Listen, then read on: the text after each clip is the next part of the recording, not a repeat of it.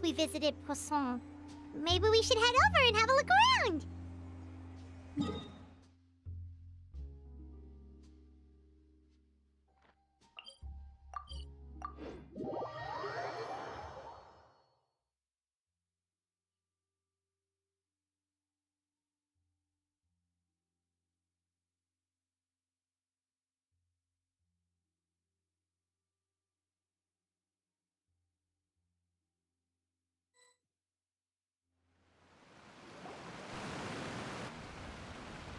Hey, traveler, Paimon. Oh, Paimon knows that voice! Over here.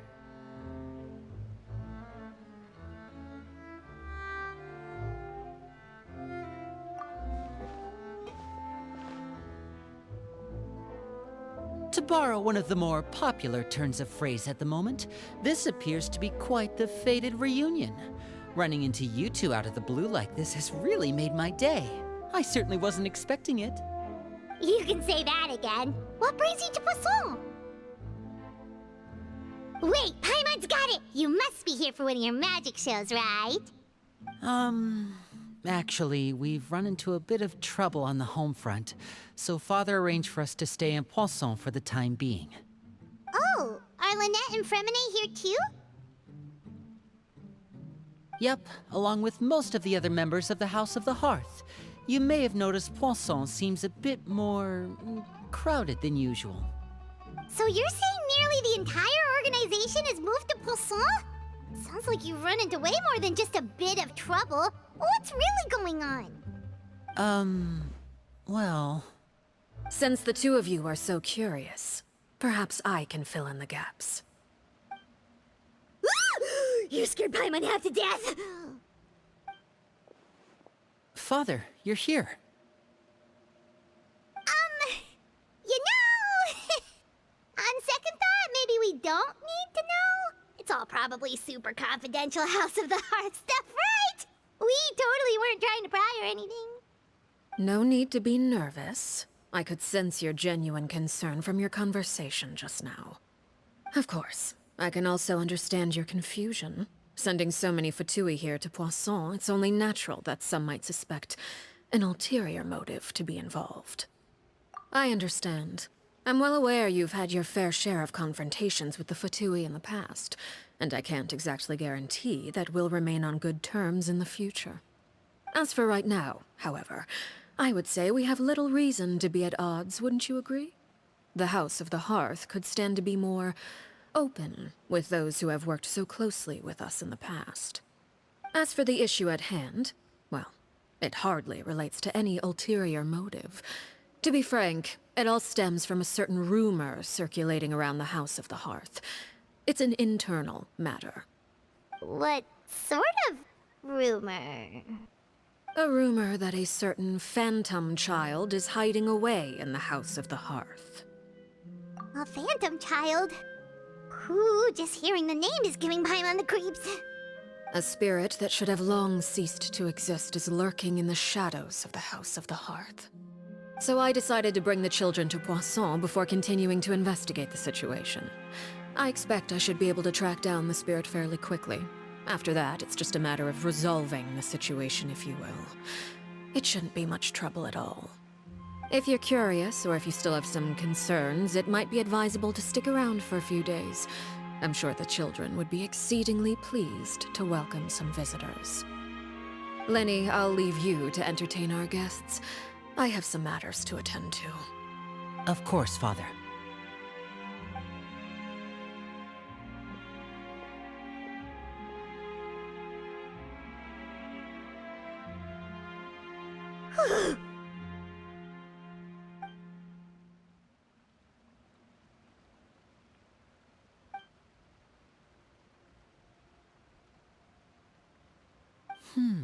It has long been a dream of mine to invite you to our home and introduce you to my other siblings.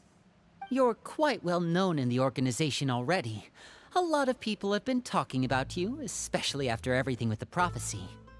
If you're willing, why don't you stay a while and have a little chat with us? Alright. We don't have anything else to do right now anyway. But let's be clear, we're just gonna be there as guests, okay? Don't get any funny... Oh, wait a second.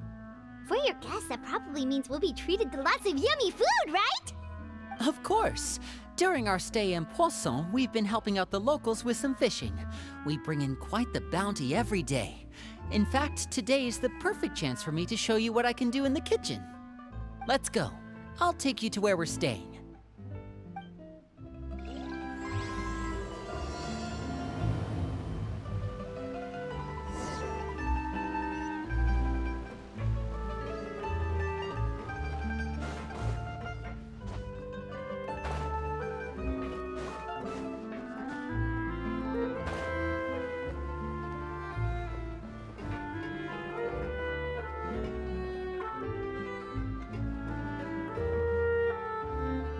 We rented this house from one of the locals to use as a temporary base.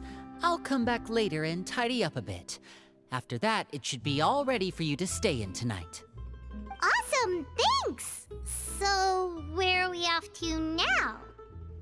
Well, when I happened to run into you two earlier, I was actually in the middle of distributing some supplies.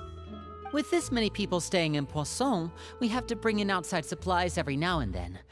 I should probably make sure the rest of these provisions get delivered. Otherwise, people might start to get antsy. Okay, we'll come with! There are all sorts of rumors about your organization floating around out there. Paimon's not sure if she could even take a wild guess as to what's true and what's not. But now that we finally have the chance to see a day in the life of the house, we can take a good look at how you operate! Well, you're more than welcome to come along. Just follow me.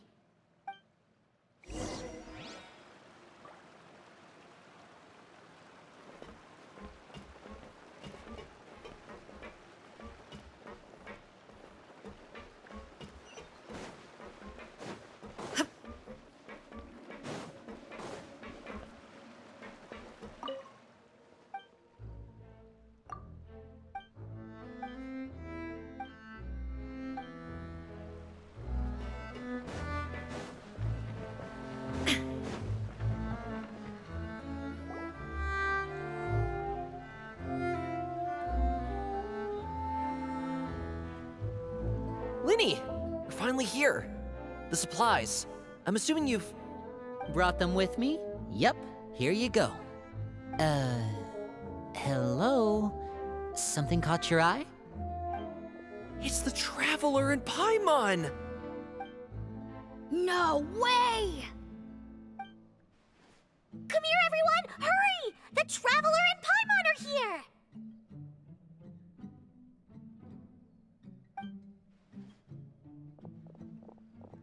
One at a time, please. Don't crowd around them all at once. We don't want to scare off our guests now, do we? Oh, it's all right! Gotta say, Paimon didn't realize we were this famous. Of course! Father and Linny have told us so much about you. Father told us about how you helped Linny. According to her, you're a trustworthy friend. And as far as she's concerned, that's pretty much the highest compliment we've ever heard her give. As you can imagine, everyone's been very curious about you. I heard the Traveler is so strong that she can move a mountain with her bare hands.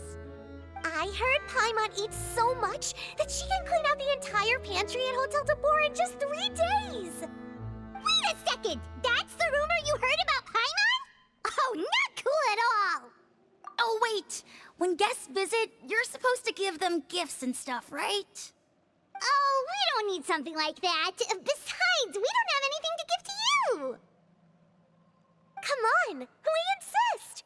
I can give you some of my new potions. Just pick your poison. And by that, I mean medicine or actual poison. I've got both. Or maybe Shaplo can teach you guys about stealth. He's super good at it. He's never been caught. Ah, now that's not a bad idea. I know you usually prefer to fight head-on, but it never hurts to expand your bag of tricks, right? When it comes to eliminating your enemies, staying quiet can go a long way. Trust me, I would know. I was poisoned not too long ago, and I'm still dealing with the after effects. So I'm not quite as good as I was before, but I can still give you some pointers.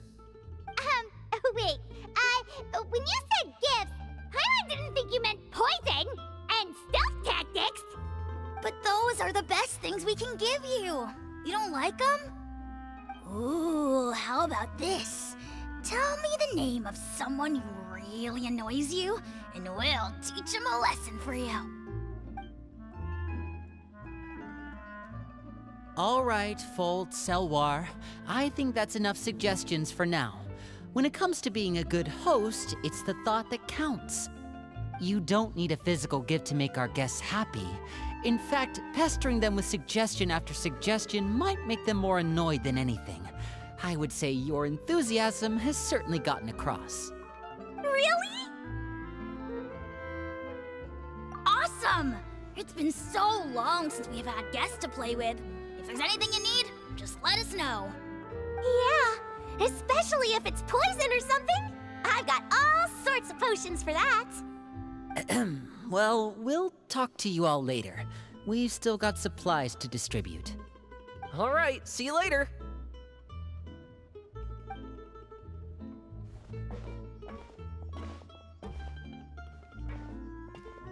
Bye!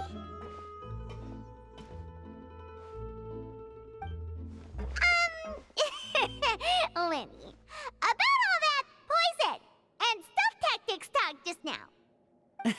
Scared you, did it? That kind of talk comes with being part of the House of the Hearth. When Foltz was really young, he strangled all of his family pets, just out of curiosity. He was labeled a dangerous problem child and was abandoned by his family. Elwar has an unnatural obsession with potions.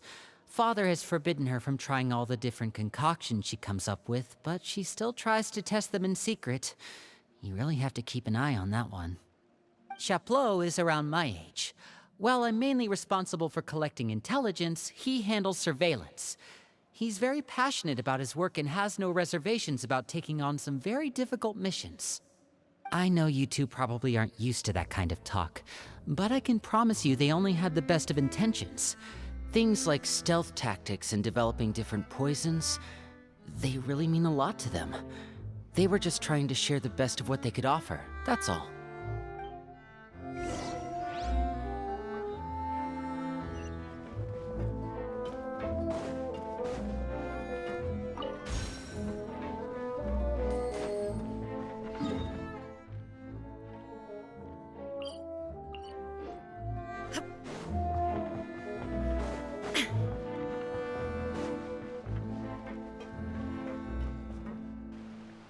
Filial, supplies are here. Thanks. And who are these two? Outsiders? Allow me to introduce you. This is the Traveler and Paimon. Oh, you're the famous duo I've been hearing so much about. It's nice to meet you. I heard you've traveled to all sorts of places. Is that true? Of course! We're making our way all across to that! Oh, good for you. You must be pretty familiar with Fontaine by now, then. Have you seen the new opera that started running recently? I think it's called... The 4,000 Thieves? Oh, this is the first we've heard of it. It seems like it's going to be fantastic. From what I've been able to tell from the posters, anyway. You should definitely check it out if you have the time. Oh, and there's The Blind Maiden, too. That one is supposed to have audience interaction. Seems pretty interesting. After this mission is over, I think I'll go get a manicure. Oh, maybe I should dye my hair. Wonder how much it'll cost. Is it just Paimon, or do these two seem much easier to get along with than the others? Looks like the House of the Hearth has some normal members after all. I heard that. Oh! Oops. I'm guessing you're referring to Foltz and the others? Yeah, we're definitely not all like them. I bet those crazies are practically foaming at the mouth right now. I'm sure they just can't wait to get back to Snezhnaya to carry out the plan. That's enough, Filial. Don't talk about family members behind their back, right? Whatever. Let's go. guess this is goodbye then. If you ever have some time, we should go see the opera together.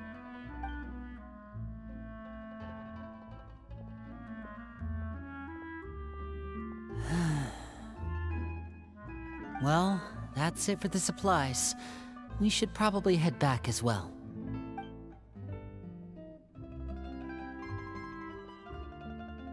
Well, they didn't seem too happy with each other. Seems like there could be something more going on here. You're right. We're only here as guests after all. Oh, Linny's getting super far ahead. Come on, let's catch up.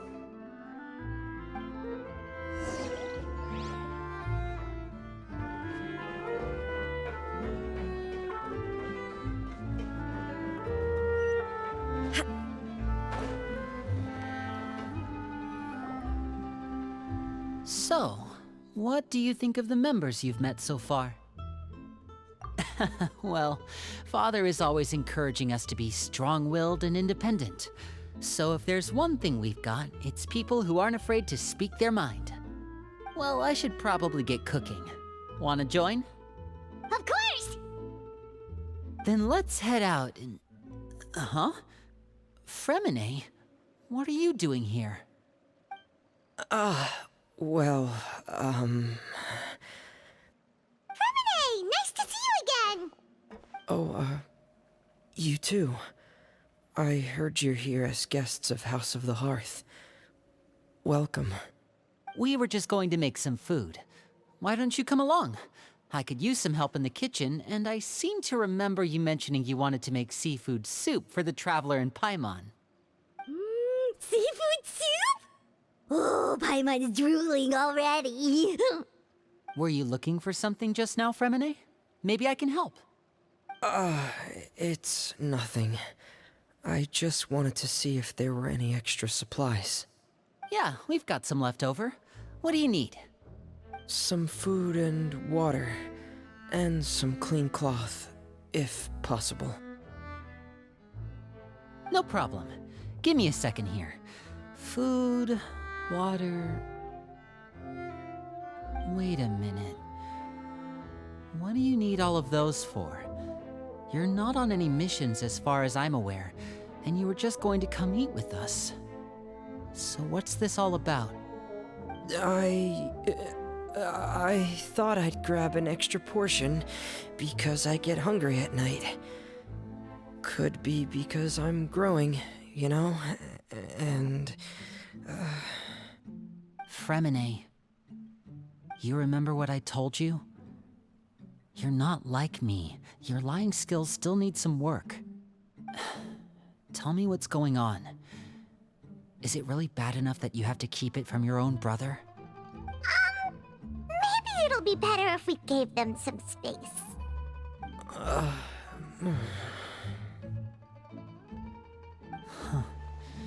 This is the first time I've seen that kind of look on your face. Whatever happened, does it have something to do with Father? Yes. Just follow me.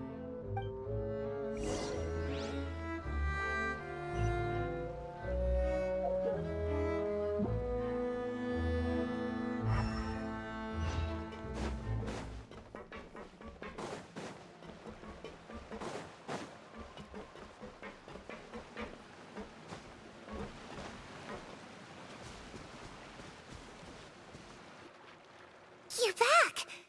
Oh, and you've brought some friends with you this time. Hello, my name's Linny. I grew up in the House of the Hearth. And you are? Hi, Linny. I'm also a child of the House of the Hearth, just like you. You can call me Clairvy. Clairvy? It's nice to meet you. Does that name ring any bells, Linny? No, not at all. That's not a name we have on our roster, I'm sure of it. What I'm not sure of, though, is how she managed to sneak in. She must be the phantom child Father's been searching for. From the looks of it, I'm guessing you were the one that found her, Fremine. You, haven't told Father, have you? No, I haven't told anyone. I've just been keeping her hidden. For how long? About half a month now. So ever since we got to Poisson then, do you have any idea what you're doing? I know what I'm doing. Really? 'Cause from where I'm standing, it looks like you're hiding the very person Father has been trying to find. If Father finds out about this, everyone involved is going to be punished. You know the rules of the house, Fremine. I know you do. Father doesn't tolerate any form of betrayal. So why are you doing this? I've thought it through. And I just can't hand her over like that. Linny, don't you remember last year? Chaplot nearly died after getting poisoned during that one mission. He wasn't able to get back before the poison started taking effect, and not a single person was there to help him. That night, while I was sleeping, I heard a voice telling me to go save him. I opened my eyes, but I couldn't find the source of the voice. I thought maybe I was just hearing things, but I went to look for him anyway. Luckily, I got there with enough time to save his life. That feeling of being haunted, of hearing voices, it's happened many times in the House of the Hearth. I'm sure you've noticed. So what you're saying is, that was her? She was the one who spoke to you that night? Unless there are other spirits roaming around the House of the Hearth, I don't think there's any other possibility. If Clairvy were our enemy, it wouldn't matter whether she was a spirit or an actual child. I would have acted without a second thought, because that's what Father ordered us to do. But she's been living with us, helping us from the shadows all this time. I think that makes her family. I couldn't just hand her over to be dealt with. Not when there's so much we still don't know. So what's your plan then? You can't keep her here forever. Someone is bound to find out eventually. I haven't thought that far yet. I don't want to disobey an order from Father, but I also don't want to put Clairvy in danger. Come with me. There are a couple things I'd like to say to you in private.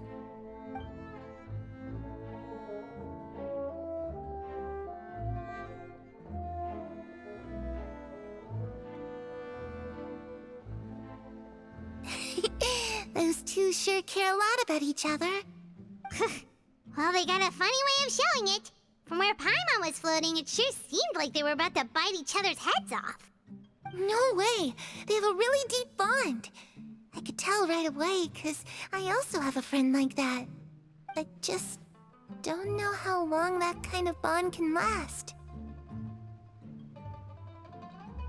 The darkness in the house runs deeper than you can imagine. No one can get out alive. I'm sorry, Linny. I really didn't mean to drag anyone else into this. Oh really? You didn't mean to? 'Cause I for one wish you did. Huh? What do you mean? You know, when we were younger, you didn't call me Linny. You called me brother, just like Lynette. We grew up together, the three of us.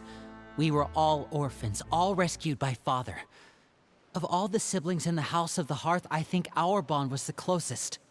Later on, when you started calling me Linny, I wasn't actually surprised. After all, Lynette and I are related by blood. We've had to depend on each other to survive long before we joined the house. Linny, The darkest and most difficult moments of my life happened before you and I had ever met. I'm sure that's true for you as well. Even so, Fremine, we've stood by each other for all these years now, and to me, that means more than blood. You and Lynette are the most important people in my life. No one can replace you.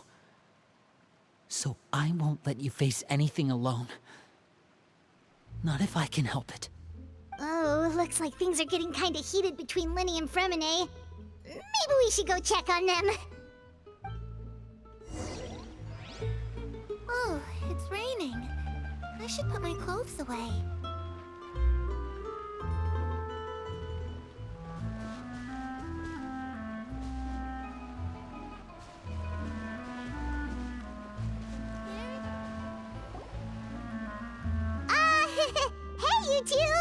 Hope we aren't interrupting anything.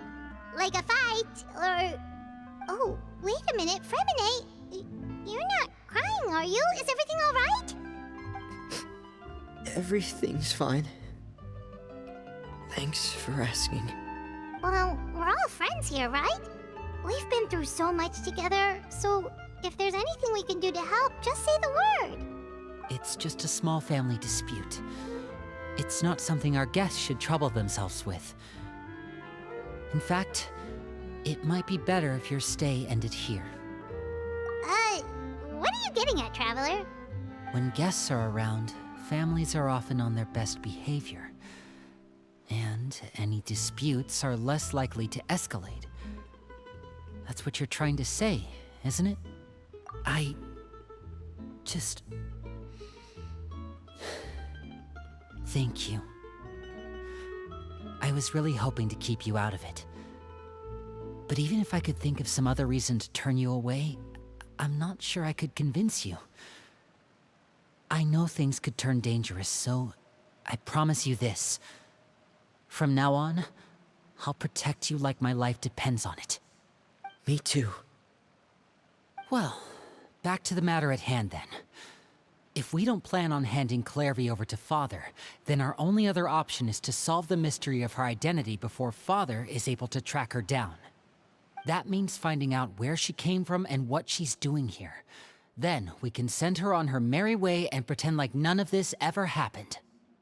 I've tried that already. And? And... nothing. I tried taking her somewhere really far away, but... after some time, she just reappeared. She even came with us all the way to Poisson. It seems like wherever the house is, she follows. I don't know much about spirits. Do you two have any ideas? Let's see here. Paimon remembers hearing something like, if you fulfill a spirit's last wish before they died, they'll let go of whatever's keeping them here and return to the ley lines. Oh, it's just that Paimon doesn't really remember where she heard that, so it's not guaranteed to work or anything. Well, sounds like it's worth a shot. Guess that means we should go ask her about her wish. But first, Fremine, I need you to promise me something. What is it? I need you to promise me that this will stay between the two of us. We're the masterminds behind this whole thing. No one else gets involved. Can you do that for me? Of course. I promise. All right. Then let's seal the promise just like when we were kids. Fist bump on 3. Ready? 1, 2, 3. I swear.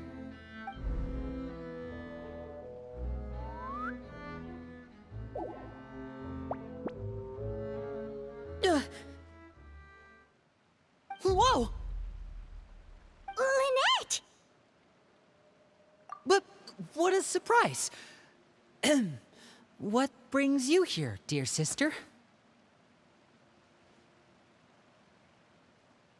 And, when exactly did you get here?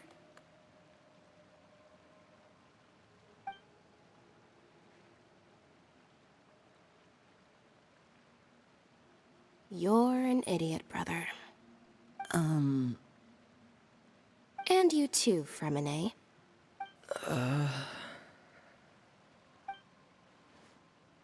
You 3, Traveler. And you 4, Paimon. Wait, what did we do? I've seen Clairvy around the House of the Hearth before. I hadn't seen her in Poisson, so I figured she must not have come with us. But it turns out, you were just hiding her. I heard you talking about your plan. Rather than steering clear of the situation, I'd rather fully join in.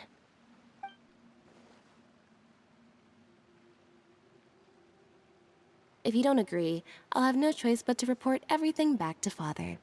Simple as that. You're not giving us much wiggle room here, Lynette. Well, I guess we're all in this together then. After we talk to Clairvy, we'll figure out our next move. There's no time to lose. Let's go.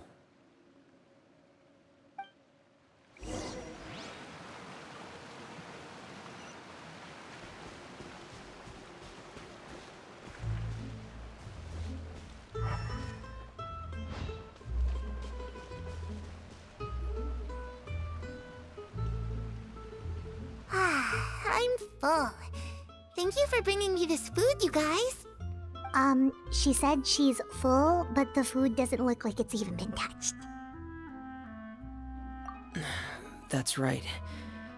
Based on what I've been able to observe, it doesn't seem like Clairvy can interact with the physical world at all. Still, when she's presented with food, she'll always linger around it for a good little while. Maybe, in her mind, she really is eating those things. Does she know that she has already passed away? I've tried to ask her, but she didn't answer.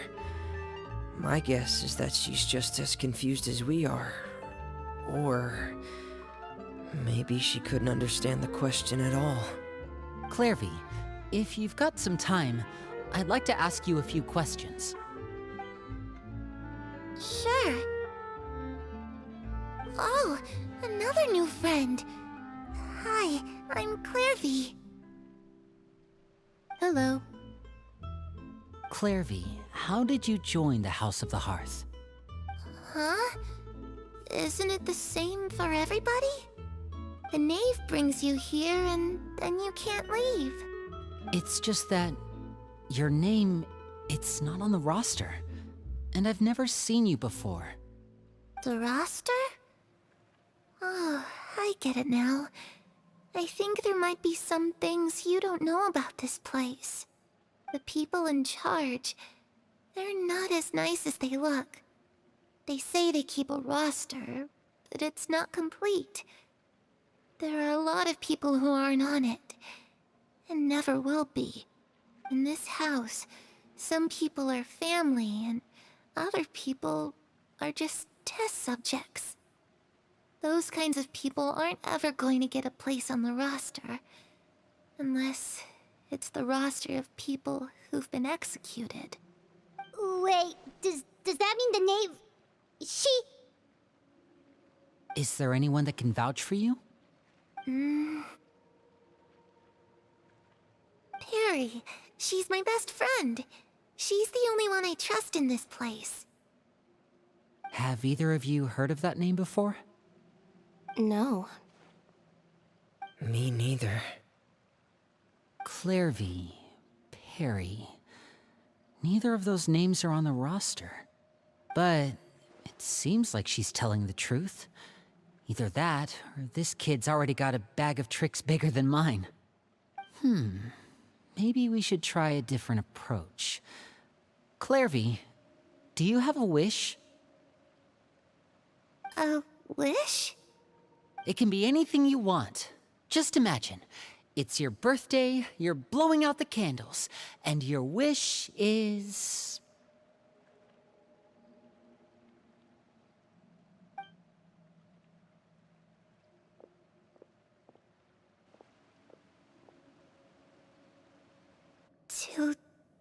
To go outside, where the sun can find me. That's... it? Well, that sounds easy enough. The darkness in the house runs deeper than you can imagine. No one can get out alive.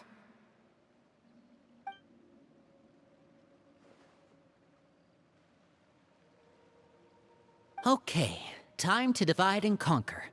Listen up, I've got a plan.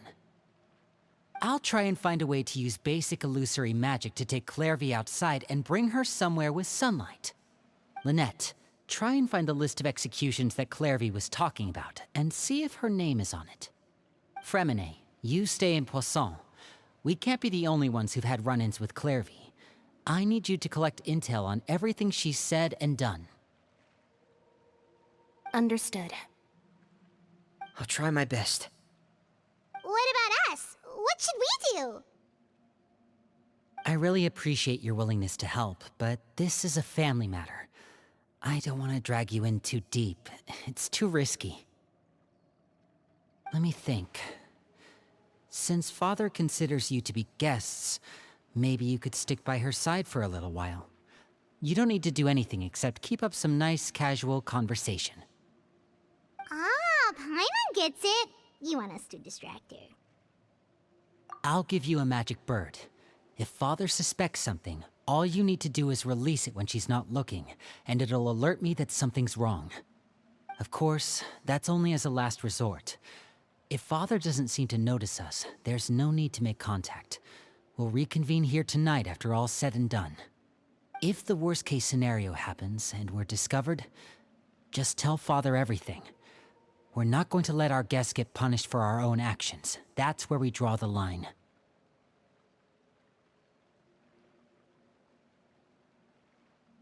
You too. Okay, this is where we part. Father should be at the beach nearby.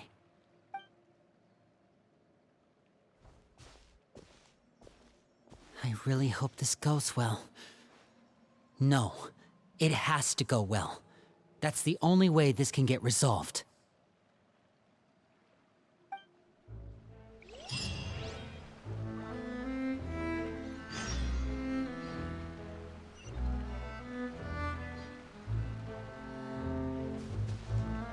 Clairvy, I'd like to take you somewhere. Sure.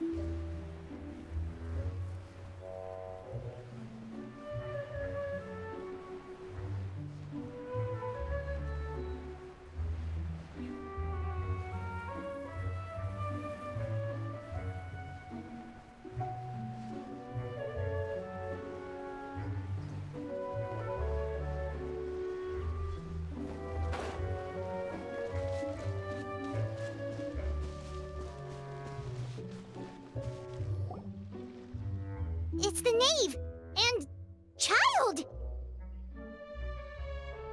Hey, aren't you supposed to be in Snezhnaya recuperating? What are you still doing in Fontaine? Oh, it's you two. I didn't expect to run into you here.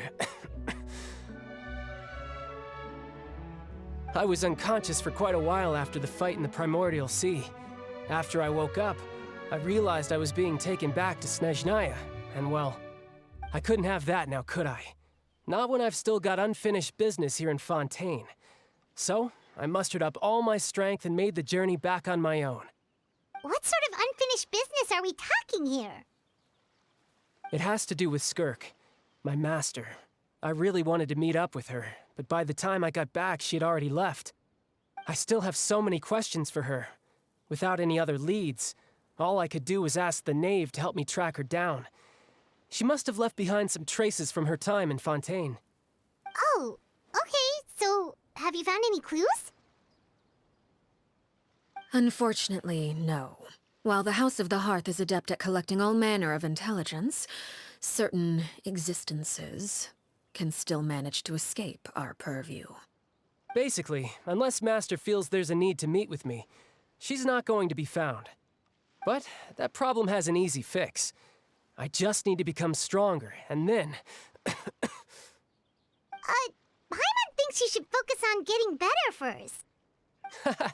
The worst of it is over. It's all thanks to that one kid from the House of the Hearth. Elwar, I think her name was. She gave me a bunch of random potions to drink. They didn't go down easy, let me tell you. Pain and chills all over. But they really did help speed up my recovery. And that's good, because it looks like I really do have to head back this time. The old man's been putting the pressure on me. He sent someone to tell me I'm needed for some sort of project. Project Stuja? Yeah, that's the one. I heard Regrader's involved too. I'm not looking forward to having to listen to all his monologuing, that's for sure. Hey, maybe you could think of a way for me to stay in Fontaine for a little longer. Helping Linny and the others brush up on their fighting skills would be far more interesting. If you and I could spar, that would be even better. I've been waiting for a chance to see you go all out. And what a sweet little daydream that is. But I also have a role to play in all this. I'll be leaving Fontaine shortly as well. Besides, considering how little they see fit to step outside the homeland, being called on to return to Snezhnaya by such illustrious dignitaries, what a great honor. Wouldn't you agree? One I could do without, I'd say. Is it just Paimon? Or does it kind of seem like they're... So, dear guests of the House of the Hearth, to what do I owe the visit? Well, we just... Right! We're super close to Linny and the others, but we still don't know much about you! Is that so? Introductions have already been made, have they not? Oh, well, you see? There's only so much you can learn about someone from a short introduction. At least tell us something a little extra, like... Why do you call yourself father? Huh, good question. I'd also like to know. The fact that you have to ask tells me our intelligence work has been quite successful. Telling you the answer to that question would only serve to undermine that success. And we can't have that, now can we? Spoken like a true diplomat. That was some expert sidestepping right there. Well, if there's nothing else, I think I'll take my leave. I still have a small matter to resolve at home. Wait, don't go!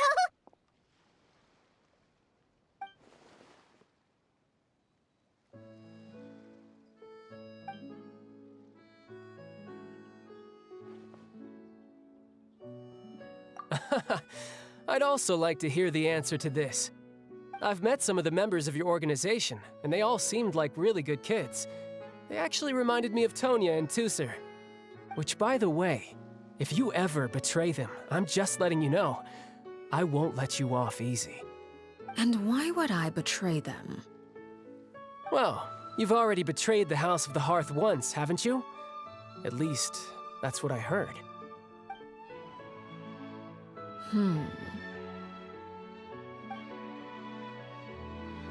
Okay, I admit. That's just what the old man told me. The rooster, I mean.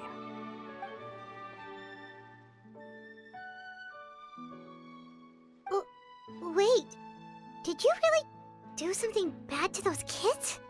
Never mind what I've done. I'm more curious as to what the mighty rooster had to say. Care to enlighten me? Well, nothing much. Just some stuff about you taking out many other members of the House of the Hearth, and even going so far to attack your own family. I see. Huh. Based on your reaction, I'm guessing it's all a bunch of lies. Hardly. I don't appreciate his particular turns of phrase, but I suppose he didn't say anything untrue. Although, it would be more accurate to say that there is a certain level of prejudice involved, but I don't intend to clear that up just yet. Prejudice has a funny way of concealing the real truth behind certain things, an attribute that I find to be quite advantageous.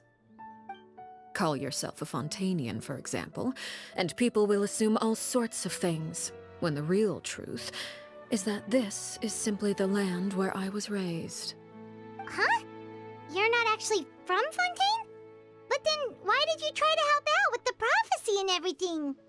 I was trying to protect the children born in Fontaine. Claiming that I myself was a Fontainian simply made it easier to operate. People would hardly suspect a fellow Fontainian of having any ulterior motives. Who wouldn't want to save their homeland after all? The primordial sea wouldn't have any effect on me, but it would have caused great harm to the House of the Hearth. Well, you wanted extra information, didn't you? There you go.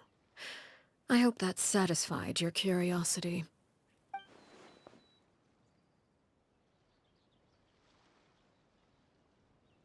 So, you stayed in Fontaine for the kids. I guess I was wrong to believe you'd betray them. Apologies. Looks like I was holding on to some prejudices myself. Good. Like I said, I like it when others have misconceptions of me. Actually, while I was recuperating at the House of the Hearth, there was something else that really caught my attention. I heard that members always resolve disputes and arguments with a friendly spar, and the loser has to back down. Seems pretty cool if you ask me. Would also give them plenty of opportunities to hone their skills. Well, that's only a recent development. In the past, such spars weren't nearly so friendly. The losing party would lose everything, including their life. They were that high stakes? Whew, at least that's not a thing anymore. Well, the current atmosphere's not half bad. I'm a bit jealous, actually. You've got so many family members around you, and you even get to live with them. Having a lot of family around means dealing with a considerable amount of bickering and scheming. Once Tonya and Tusser enter their rebellious phase, I'm sure you'll understand. Just imagine. Tusser becomes obsessed with plucking out strands from the rooster's mustache, or Tonya decides to dye her hair 42 different colors. Okay. I get the picture.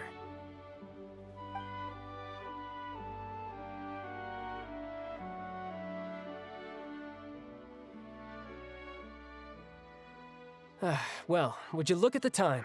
I should probably get going. Traveler, Paimon, I'm not sure where our paths will cross next, but the next time we run into each other, we should definitely try and find some time to spar. Again, maybe this is a conversation we can have when you look less like you're gonna keel over. All right. Well, thanks for everything, Arлекino. No thanks necessary. You also played a part in obtaining the Gnosis. I would say we can call ourselves even. I like the sound of that. Well, I'm off. See you all some other time. We should probably get going too. Do you want to head back with us? Oh? You want me to leave so soon? Oh, well, you see, I'm rather enjoying the evening breeze. If you don't mind, I think I'll stick around for a bit. I have some things to think about. Apologies for not attending to you like a proper host. Please forgive this slight. I do hope you'll have a pleasant stay. We managed to keep her distracted until nightfall. Good thing Child was there to keep the conversation going.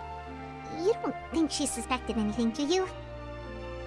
Oh, I wonder if Linny ran into any issues. Let's hurry back and see how everything went.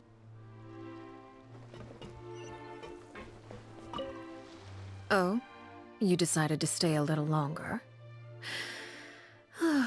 Let's take in the ocean view together, then.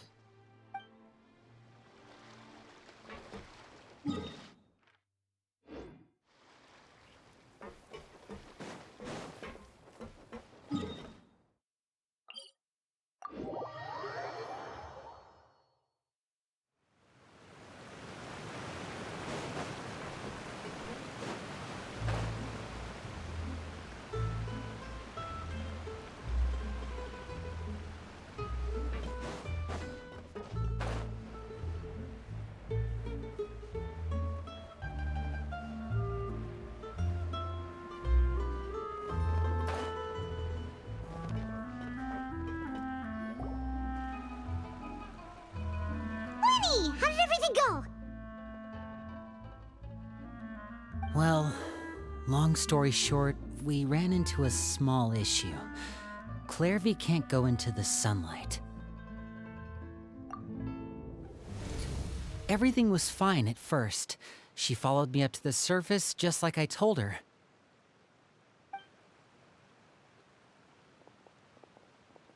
But as I led her out of the shadows and into the sunlight, she vanished. I turned around and there she was, standing at the edge of the shadows, silently watching me. Huh. Maybe she's afraid of sunlight, or... No, it wouldn't be her wish if that were the case. Well, we could always try pushing her into it. Oh, true. I've pretty much tried it all already. Nothing worked.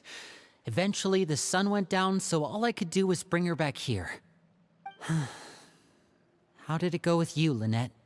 Good. I've got the list. It's right here. Really? Well, what are we waiting for? Let's take a look!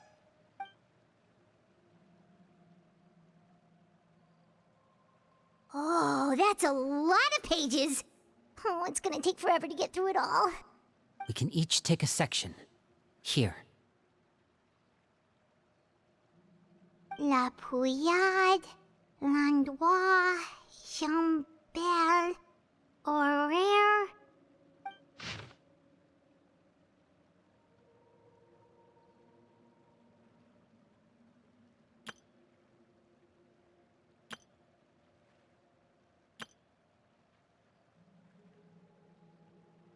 Oh, yikes. That Horaire guy has a huge scar on his face. He's kinda giving Paimon the creeps. Ah, I've met him before. The scar is from an injury he received during a mission. I still remember him joking with me about it. He said any future lover would take one look at him and then lose all interest. Did he say anything else? Well, I asked if there was someone he was interested in. He said no, and that's where our conversation ended. It was only later that I learned he really did have someone he liked. He risked everything to escape so he could be with her, but it didn't work. One day, Father asked to see him, and, well, I never saw him again after that. Wait, so that means the knave, It may seem cruel, but it's just one of the rules of the house. Betrayal is not to be taken lightly. We know too many secrets to come and go as we please. So, if you do try to leave, you pay with your life.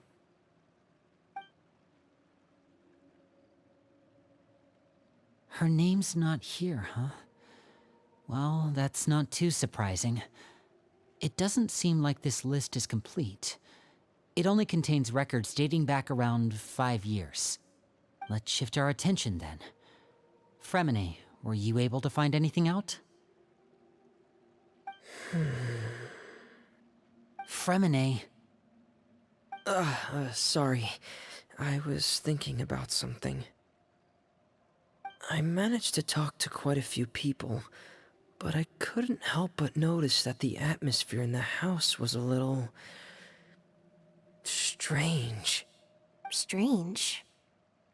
Yeah, I mean, I know there have been arguments in the past, times when people haven't gotten along. Chaplot and Filiol are a good example of that. Oh, those are two of the people that we met while delivering supplies. Paimon can see how they might not get along. They had very different vibes, and their, interests seem to be pretty different as well.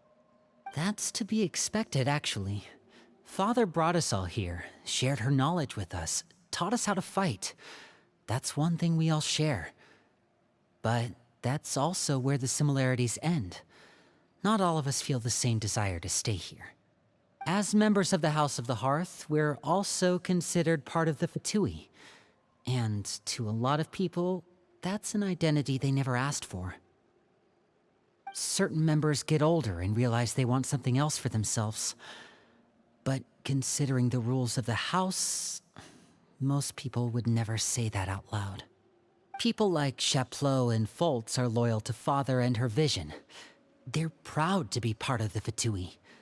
Filiol and Nantoy, on the other hand, well, they aren't quite as enthusiastic. These kinds of conflicts have always been there. It's not like Father is in the dark about any of this. Well, that's true.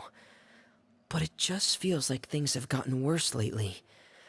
Filiol and the others, it seemed like they were meeting in secret to talk about something. I can't say for sure, but I think they've met Clairvy. You think she's been inciting them to act out? No, not exactly. But I wouldn't be surprised if she said something to them about the darkness in the house and how deep it runs. She's told me about it before. Experiments being run on children. People being used as pawns on the battlefield without so much as the strength to survive. And they just believed all that? Without any evidence? Clairvy's words probably gave them the excuse they were looking for. Whether they actually believe them to be true is secondary. This is all because of Project Stuja, isn't it? Whoa. Hold on a second. What's this Project Stuja all about, huh? This is the second time it's come up now. Sorry, but I'm not sure of the details either. I only know what Father has told us, which is that it's something the Rooster and Regrator have been working on together. Apparently, it has to do with the Fatui's strategic plan for the future. Because the House of the Hearth was so successful in obtaining the Gnosis, we now have the honor of playing a key role in Project Stuja. Wait, but isn't that a good thing? Key role is just another way of saying dangerous role. To us, the whole thing is an inconvenience. Father thinks so too, but she's in no position to refuse. Their plan isn't exactly unreasonable, and they've been funneling the house a lot of funding.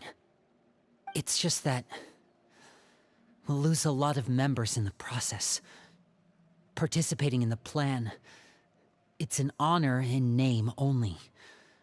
What they're really trying to do is subdue us. The existence of an intelligence organization outside their control makes them feel uneasy.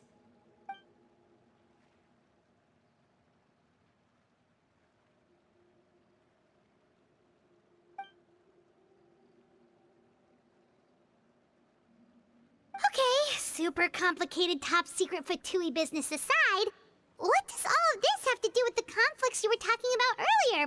Paimon doesn't get the connection. External pressure has a way of exacerbating internal strife. You can't overlook the power of fear either. People are afraid of dying, and that fear is often the impetus for a lot of stupid decisions. I thought resolving the Clairvy situation would make everything go back to normal, but it looks like things are more complicated than I thought.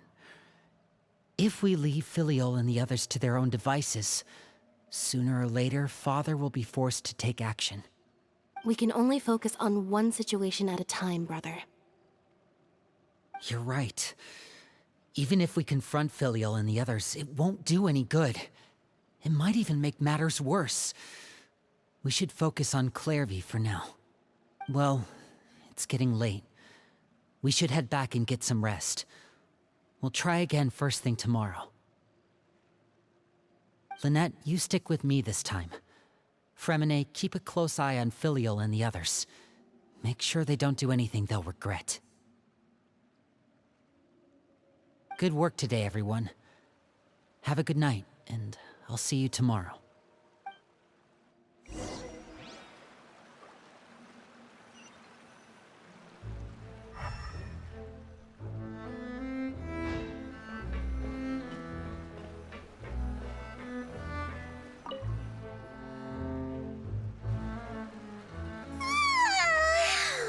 Paimon was looking forward to an early night, but she can't sleep at all.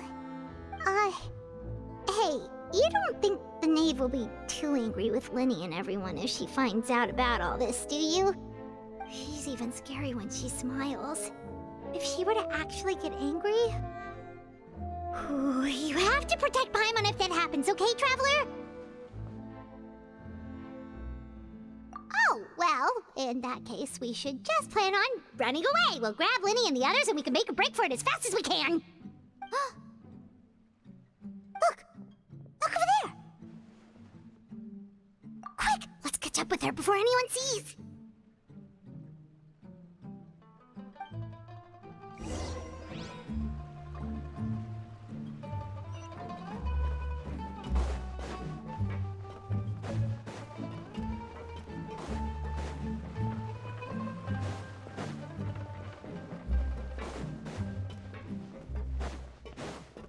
Over there!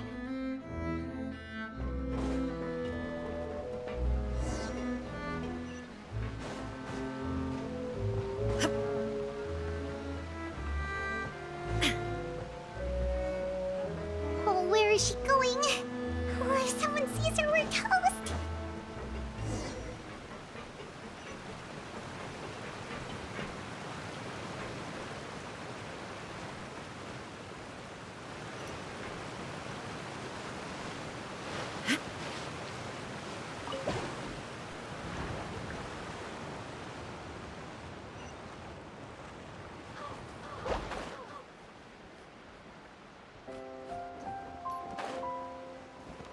Oh, look! She stopped!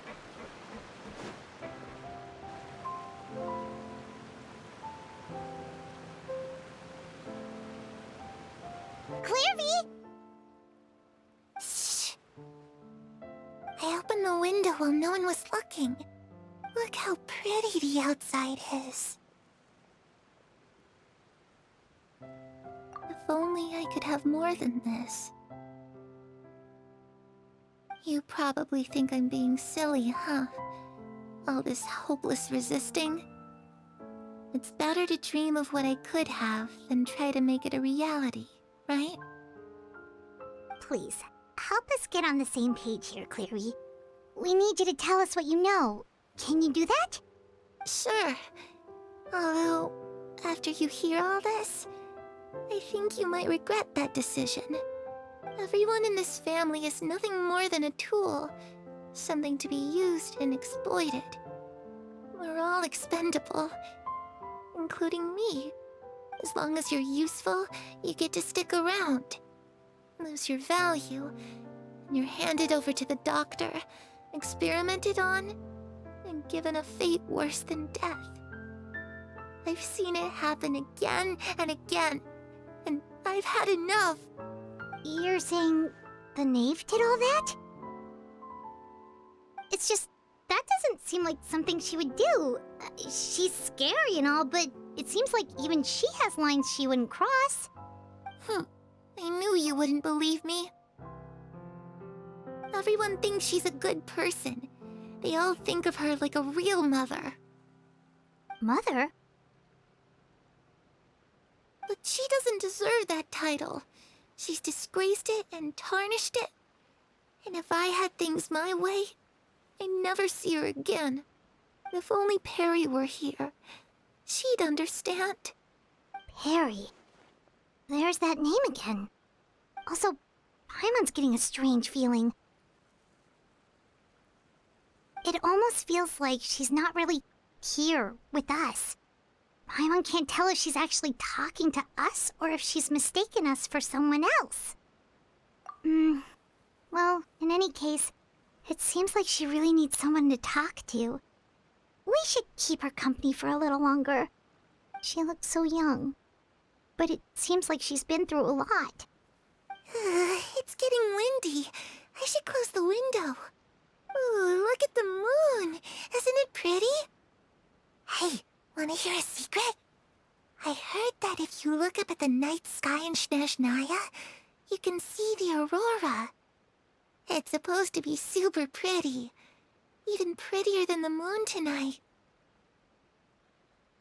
Perry and I promised each other that once we're older, we're gonna go see it together. But I can't find her. I'm worried she's also been... No, that wouldn't happen to her. She's special.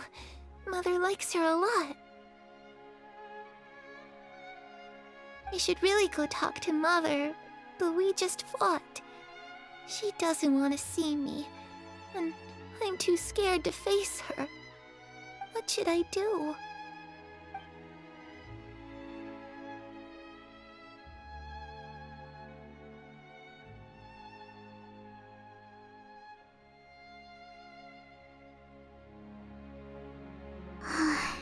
Paimon really doesn't understand what's going on with her. Well, let's head back. We've got an early morning tomorrow.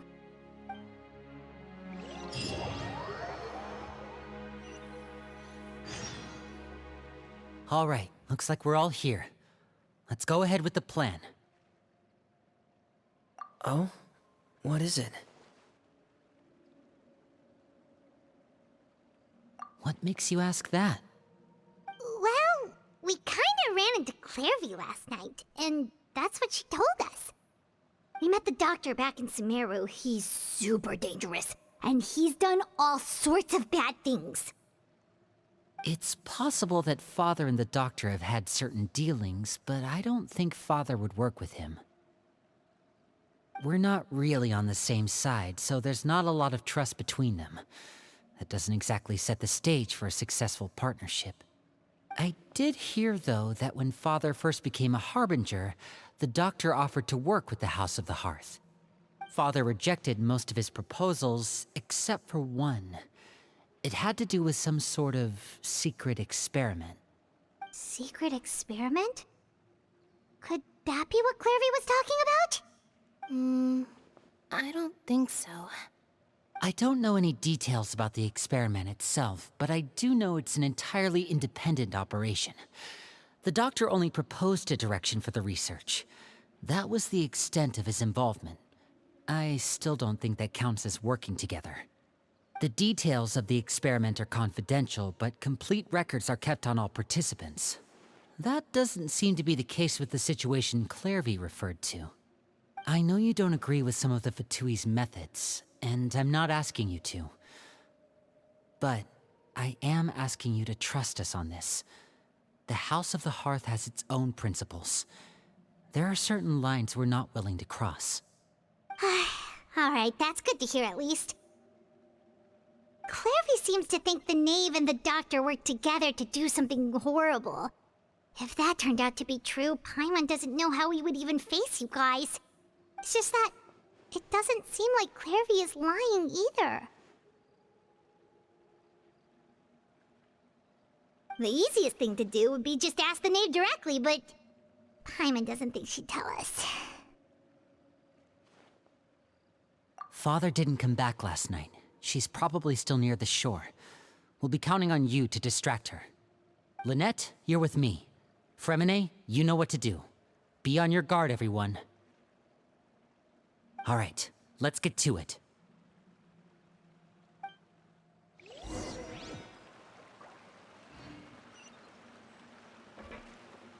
Where are we going today? Let's try somewhere further away this time.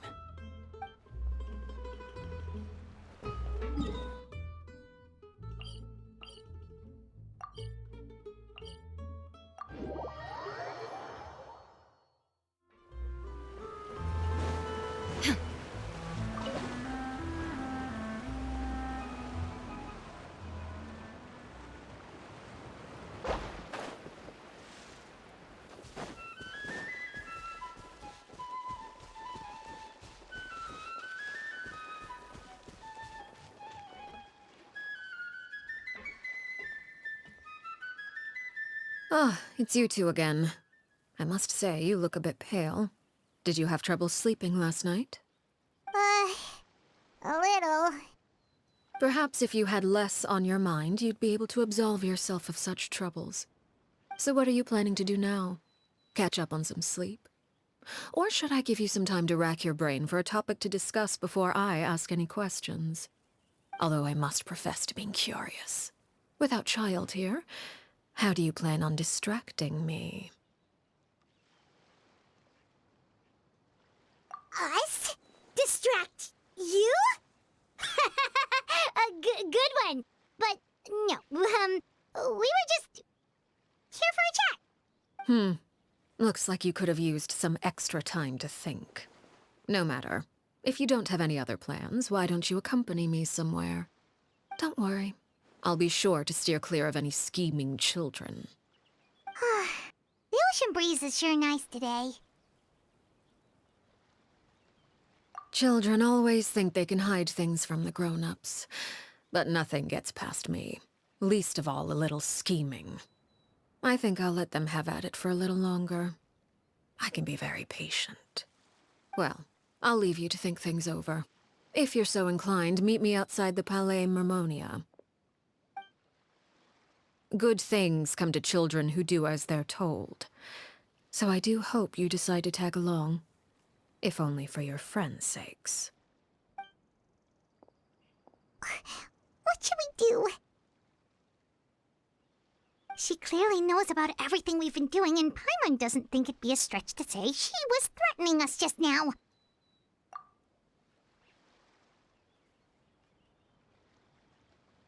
Oh, good idea. Hopefully he sees it in time. Well, we should probably head to the Palais Mermonia. Paimon doesn't want to find out what happens if we don't show up. Based on what the knave was saying just now, it sure didn't seem like it'd be anything good. Okay, then we probably shouldn't keep her waiting. It seems like Linny and the others are on thin ice, so let's do our best to not get them in any more trouble.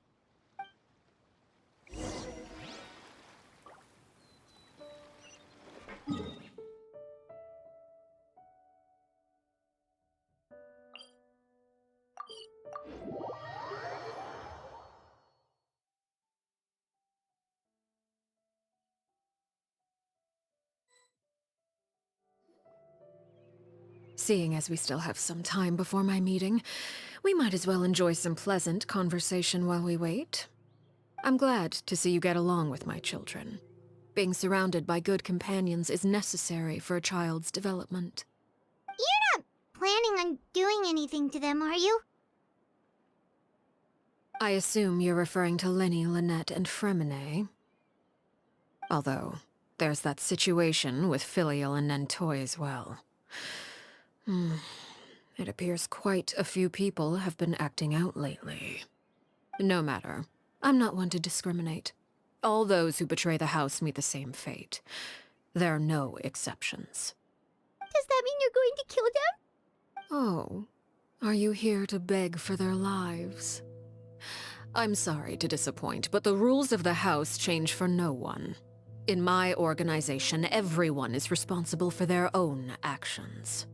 But don't you care about them at all?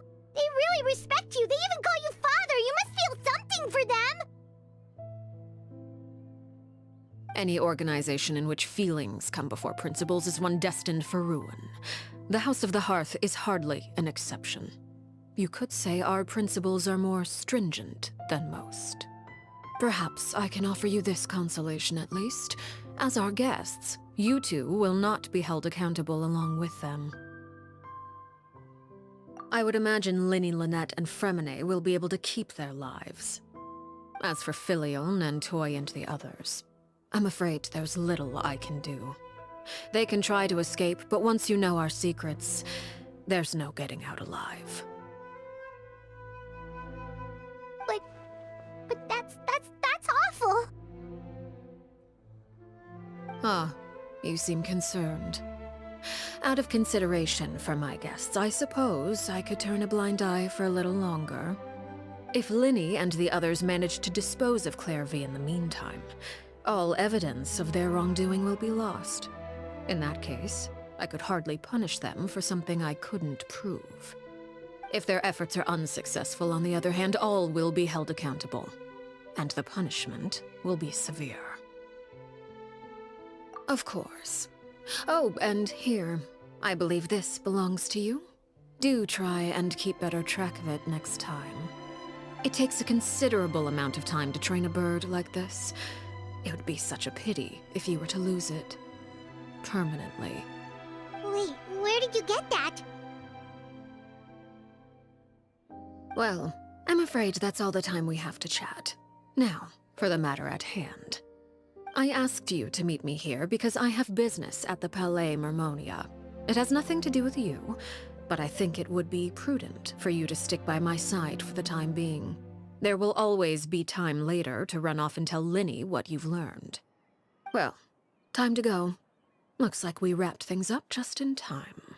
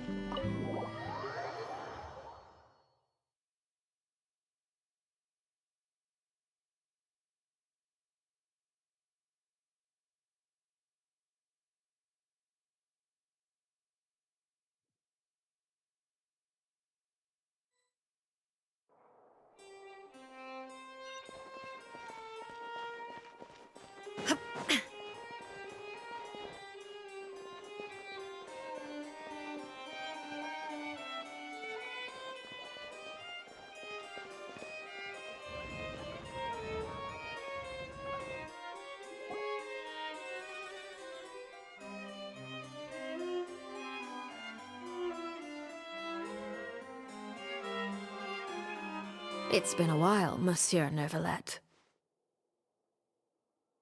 I must say, I wasn't expecting my meeting request to be approved quite so quickly. The Palais Mermonia operates with an efficiency worthy of admiration. It is only right that an esteemed diplomat such as yourself should be afforded the proper level of respect. Although, if I may speak plainly, I must confess that I did not anticipate we would have the occasion to meet again after presenting you with the Gnosis. I see you brought the Traveler and Paimon with you as well. If I may inquire as to the purpose of your visit. I'll be departing Fontaine shortly. There is, however, an outstanding matter that I would like to see resolved before I go. It requires a rather lengthy explanation, I'm afraid. So I took the liberty of explaining everything in this proposal. Please review it at your leisure, Monsieur Neuvillette.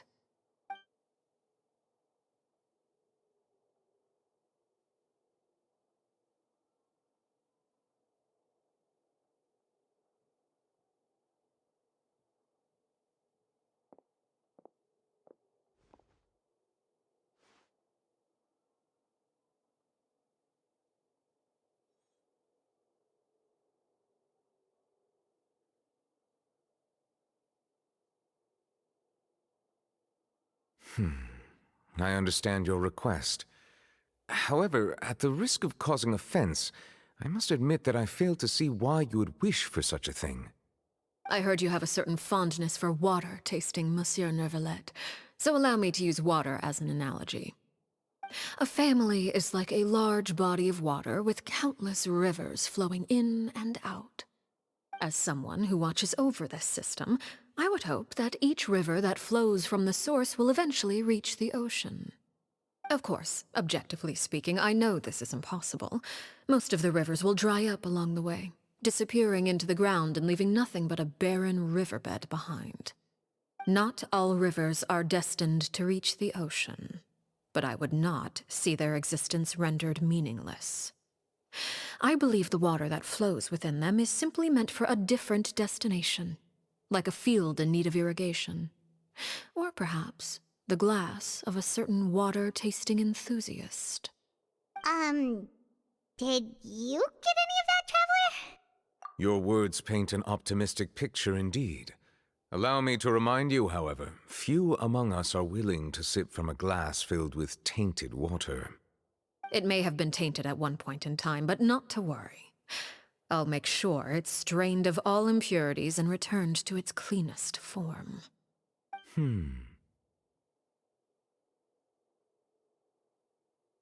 I seem to recall there being a transactional aspect to your proposal. Perhaps you could expound on that? If you accept my proposal, Monsieur Neuvillette, I will gradually withdraw my forces from Fontaine. And, unless absolutely necessary, I will no longer carry out any special missions within Fontaine. I presume I can take your words to mean that, in the future, cases similar to the Tartuffe assassination will cease to cross my desk? Tartuffe? Ah, that thief who embezzled funds from all those charities, you mean? My deepest condolences to his family, but without any evidence, I cannot imagine how the House of the Hearth might have been involved in his passing. Of course, if you accept my proposal, Monsieur Neuvillette, I'm sure certain measures could be taken to reduce the frequency of such troubles. You choose your words carefully indeed. In that case, I am inclined to accept your proposal. My thanks for your generosity, Monsieur Neuvillette. Well, with that settled, we should be going now. I took the liberty of bringing along 2 bottles of spring water from Snezhnaya for you to enjoy. I do hope I get the chance to hear your impressions. Perhaps at our next meeting? Yes? Indeed. I trust you would not overlook your commitment in the meantime. All right, Traveler Paimon. Time to go.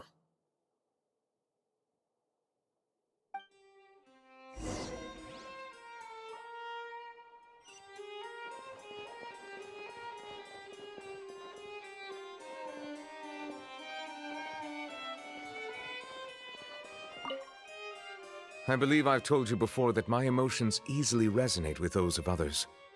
Yet in the few meetings I've had with that Harbinger, I haven't been able to sense any aspect of her emotional state. Her mind is like a still body of water.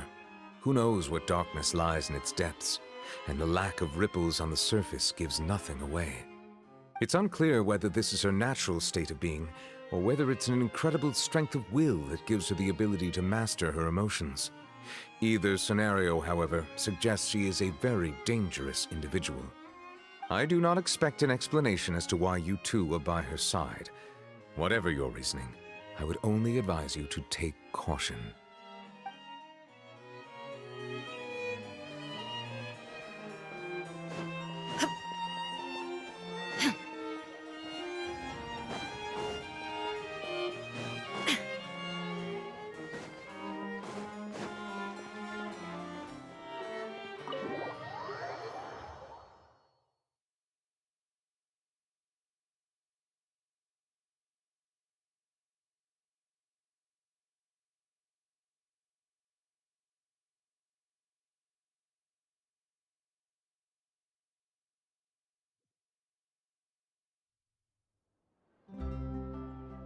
So, what exactly were you talking about back there?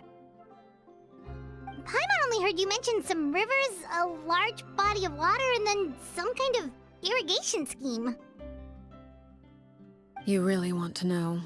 I would imagine there might be more pressing concerns at the moment. Lenny, Paimon really hopes everything's going okay. Oh, Paimon recognizes that look. You've got your thinking cap on, don't you, Traveler?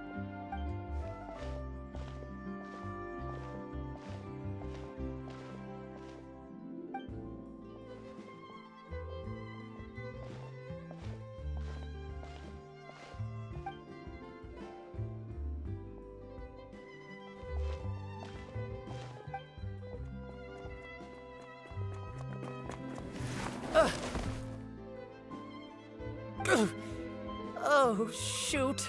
Are you alright? Oh, jeez. I'm so sorry. I was so focused on selling these papers, I wasn't looking where I was going. Well, let me make it up to you at least. Here, take this paper. On the house.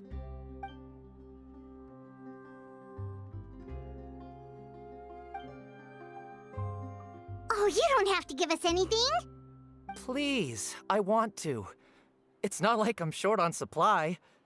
All the extras will be useless come tomorrow anyway. It's my fault, really. I was just trying to bring home some extra mora for the family, but I bit off more than I can chew.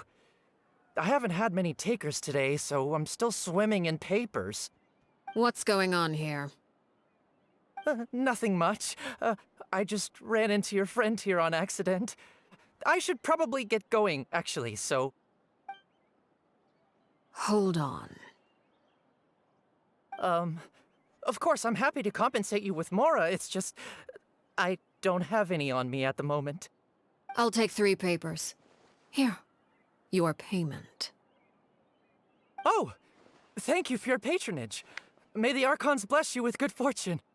If only I had the chance to run into such generous customers every day. I should probably just take on a smaller inventory though, right?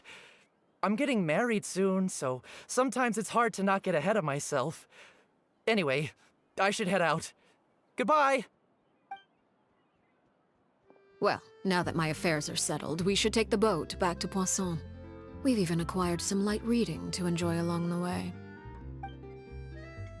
Actually, why don't we stick around for a little longer? Paimon just realized how hungry she is. She can't head back to Poisson on an empty stomach.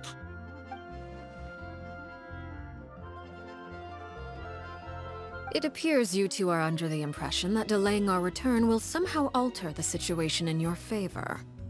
I'm sorry to ruin your fantasy, but your efforts are meaningless. That being said, I could be persuaded to give Linny some extra time. I just have one condition. If you agree to my request, I'll even answer some of your questions. You're quite curious about Claire V, are you not? And my relationship to her. Wait, why are you being so generous all of a sudden? You're not gonna ask us to do something bad, are you? You overestimate yourself. You don't have the talent for bad things. Then what can you possibly... The most important consideration in a negotiation is that both sides receive something they want. Demands and threats only get you so far. Wonderful. Here it is. When the time comes, make the choice that you deem most appropriate in the situation, and lend your help to the House of the Hearth. Okay. Sounds normal enough. But what do you mean, when the time comes? When is that supposed to be? That is for you to decide. Then we have a deal. Follow me.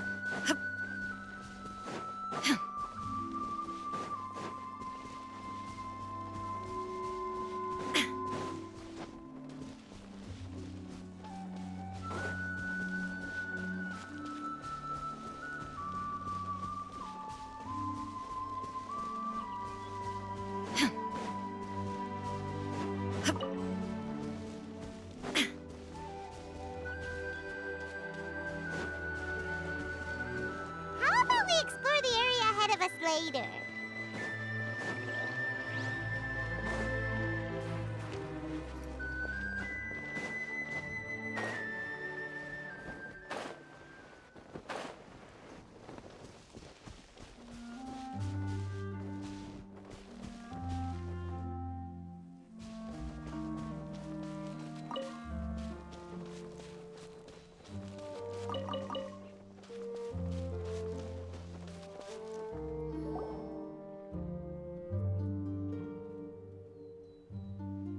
What is this place?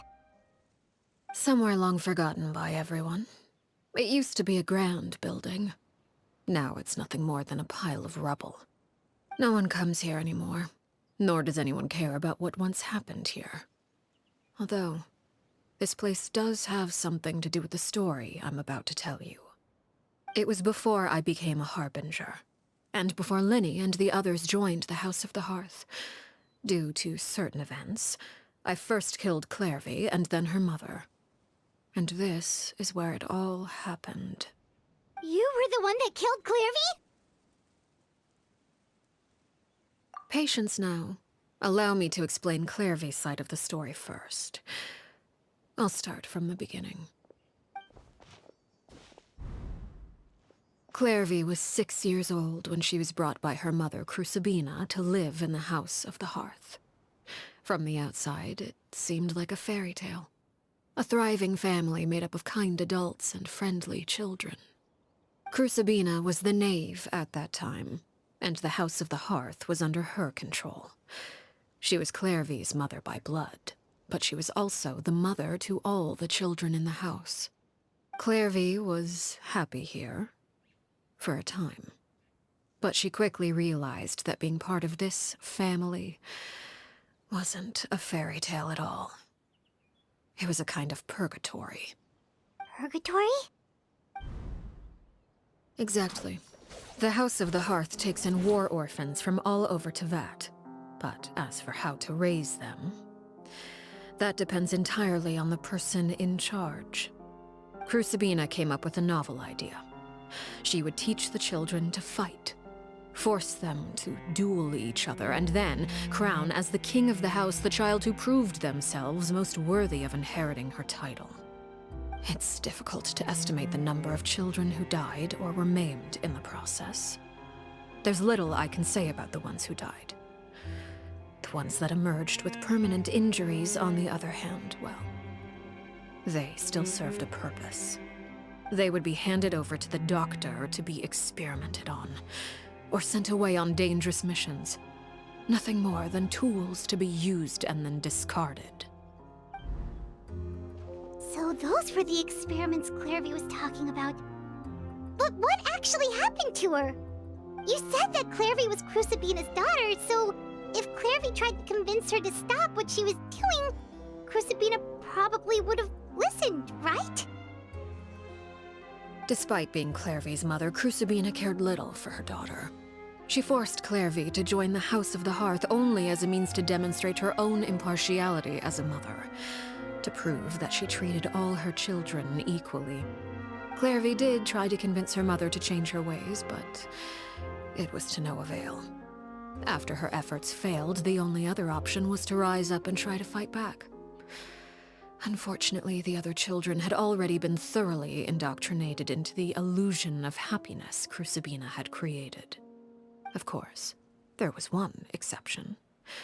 Someone Clairvy's age who knew the truth about the House of the Hearth. Her name was Peruere. Wait, the friend that Clairvy mentioned? Friend, huh? I suppose we can call her that for now. Clairvy was a cheerful and passionate person with a tenacious spirit. Peruere, on the other hand, was rather cold-blooded. Her cold-blooded nature allowed her to see through Crucibina's facade. Yet, it was also this cold-bloodedness that prevented her from acting against it. At least at first. While Clairvy longed for freedom, Peruere was convinced that, amid all the fighting and violence, she would make it until the end. Despite their differences, the two became fast friends, united by their knowledge of the truth. Clairvy told Peruere that she hoped to create a real family, where no one would be killed or sacrificed. There may have been a certain naivete to her ideas, but Clairvy proved her determination many times over. She tried countless times to run away, ask for help, or expose the truth. But her efforts only earned her beating after beating. The only thing that kept her going was her strength of will. Even with her body racked with pain, she would still stand on her tiptoes and open the window at night. She and Peruere would look out at the moon together, a fierce longing for freedom shining in her eyes. But one day that light simply vanished. Oh no. What happened?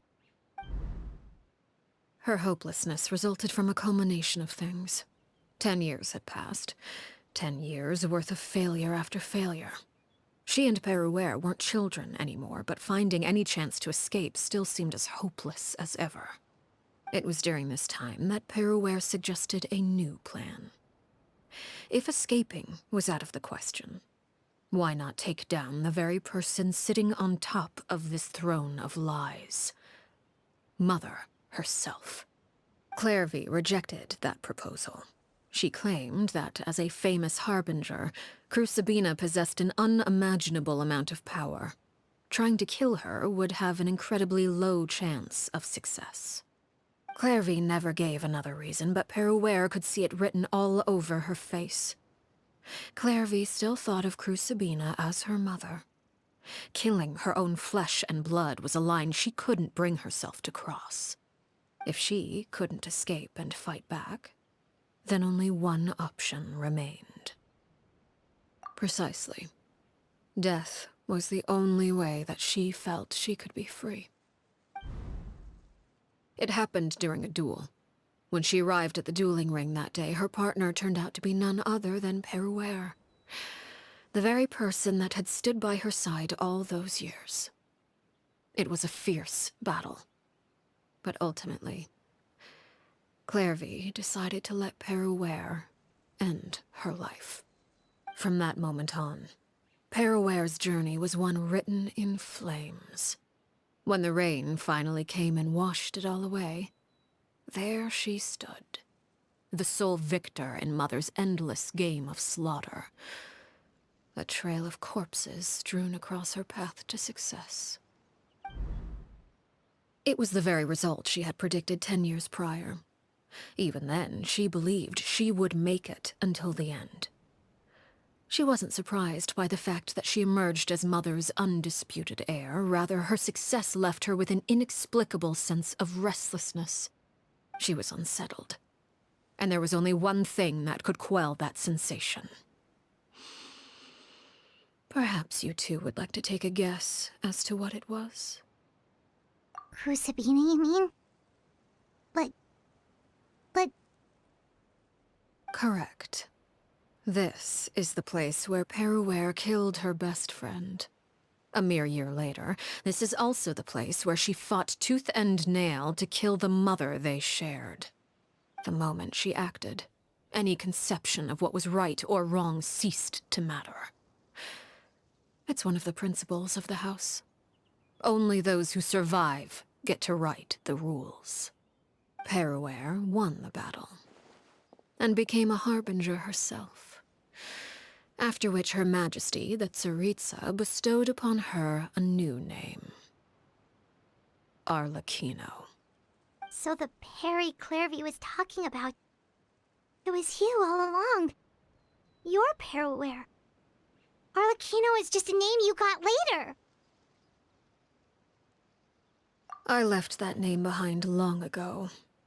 I must say, hearing it now does bring back memories.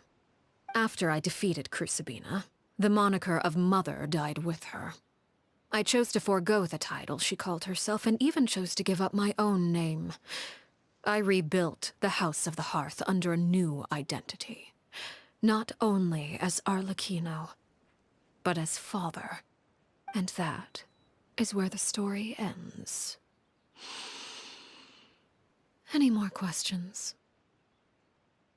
Yeah. Based on what you just told us, Clairvy wasn't a little kid when she was killed. So the Clairvy we met... Was she really a spirit at all?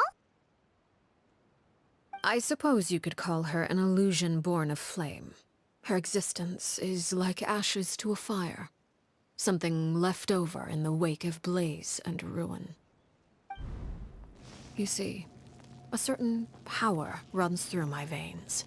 It's not unlike a curse. My flames leave behind shadows of anything they consume. Of course, the chances of those shadows morphing into a sentient entity are exceedingly slim. Clairvy is a very special case. Clairvy died when she was 16 years old, but what emerged from the flames was her 6-year-old self. Her appearance wasn't the only thing affected. Most of her memories were lost to the blaze as well. Memory is a mysterious thing indeed. Losing a portion of your memories will alter your sense of self. Lose 10 years' worth, however, and it would be like living in the past. Like returning to a version of yourself that never grew up. No wonder Paimon got such a weird feeling when we were talking to her. Perhaps I should put it this way. Clairvy is someone trapped in time. It may seem like she exists with us in the present, but she truly lives in the confines of her own past. So if all of that is true, then you must have known about Clairvy for a long time. Indeed. She's a rather volatile and unstable entity. Sometimes she would look after the children. She's even saved some of their lives. But other times, she would hide from me and become obsessed with revealing the truth about the house to anyone who will listen. Shadows don't have the capacity to learn or grow. Any new information they encounter is quickly forgotten over time. Your attempts to expose Clairvy to sunlight. They failed, yes? The reason is actually quite simple. In Clairvy's mind, the house is impossible to escape, and it is this very perception that traps her there. But no matter. All I have to do is kill her again, and all will be resolved. I don't anticipate so much as a single speck of ash will be left behind this time. Wait! Paimon can understand why you might want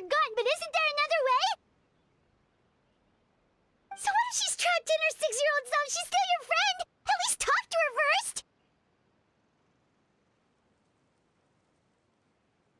It's too late for that. She broke the rules, and now she must be punished. That goes for Filial and Nantoy as well. She's had quite the effect on them. I hope you understand the difference between Crucibina and myself lies in our formulation of the rules, not our policy for enforcing them. Upholding the rules without question is a trait we both share, because that is how a household should be run. Is this really what you want to do? Whatever could you mean? Don't you want to say a proper goodbye at least? Whether as a killer or as a father, there are two things that must be avoided at all costs: anger and sorrow. Anger makes you impulsive. Sorrow causes you to waver. Well, it appears it's about time to proceed.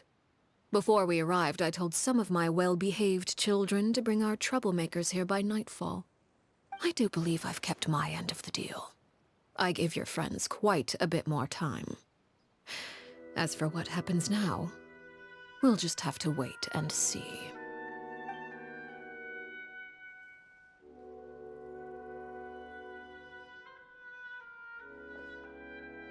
Here they are, Father. You gonna execute him? Seeing something like that would actually be a first for me. Lenny! I'm sorry. I heard about how you helped buy us more time. But I still failed. I couldn't find a way to fulfill her wish. Huh? Are you... Perry? Indeed, it's been a while, Clairvy. Perry! Shh, stay right there. I'm sorry to postpone our reunion, but first I believe certain scores need settling.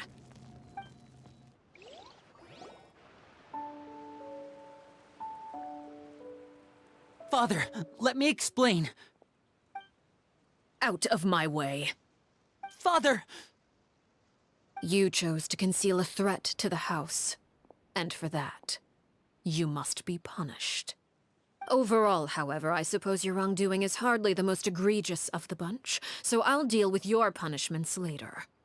As for right now, the more pressing concerns are the traitors among us. By traitors? Do you mean us? Father, let me explain. We didn't mean to...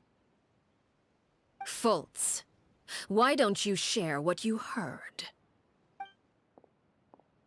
Yes, Father. Secret Midnight Meeting number 3. Participants: Filial, Nantoy, Sato, Toddy. Nantoy clearly said, "If only Father wasn't the one who took us in." Sato added, "I'm sick of this life. I just want to live as a normal person." Filial was the worst of them all. She called us crazies and said a bunch of mean things about Father. I did not! You're lying! Fultz is trying to frame us! It's not like I'm the only one who heard those things. After that, you and Toddy and a bunch of other people started talking about Clairvy.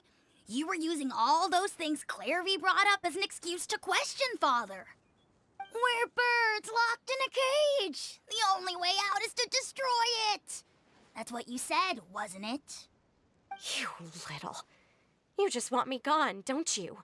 What did I ever do to you, huh? And you, Sheplo, have you forgotten who stood by your sickbed, watched over you, and changed your dressings? Come on, let's hear it then. What's your reason for all this?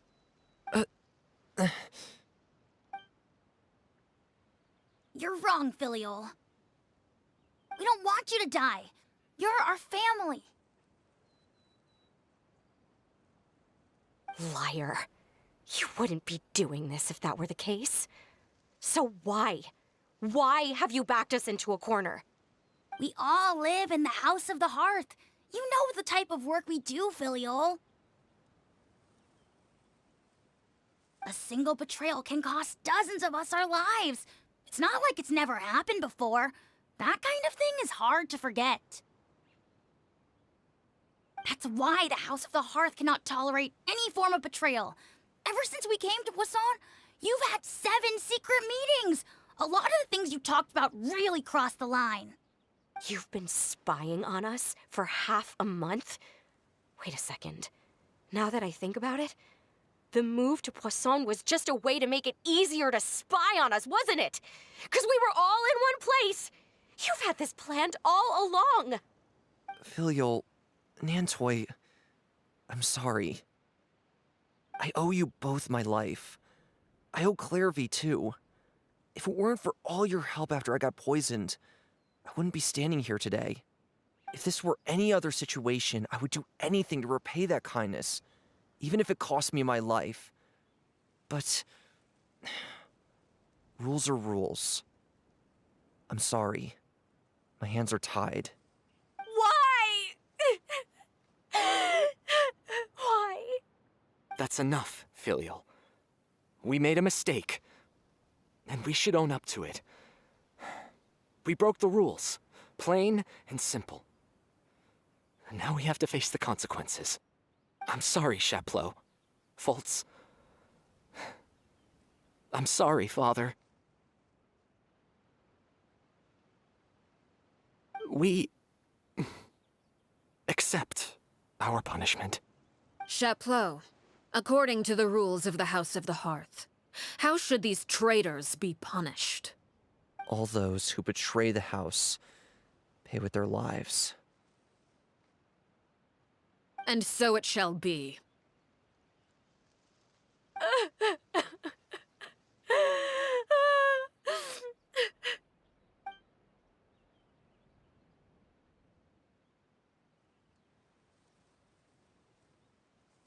Father, please wait! Something you want to say, Linny? Please reconsider, Father. What Filial and the others did, does it really count as betrayal? We all come from broken families. From the very first day we joined the House of the Hearth, we wanted nothing more than to make it a real home. But the truth is, none of us know what a real home should look like. I'm not saying I have all the answers. All I know is this. Killing Filial and the others may uphold the rules, but doing so will only bring us further away from being a real family than we've ever been. So please, Father, please reconsider. I agree with Linny. Father, please. Linny, you...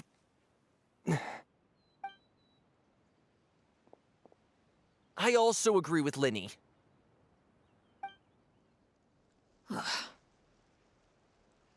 An order once given cannot be rescinded. However, given the extent of your determination, I suppose we shall have to go about this a different way. Draw your weapons and face me. Our weapons? Father, are you referring to a duel? Precisely. The rules of the house will not be altered. Traitors must be punished. However, resolving disputes with a duel is also one of our rules, one that also applies to me. Demonstrate a sufficient showing of strength, and I shall offer a concession. Wait. Beat Father in a duel? Impossible. Father is way too strong, even for Linny.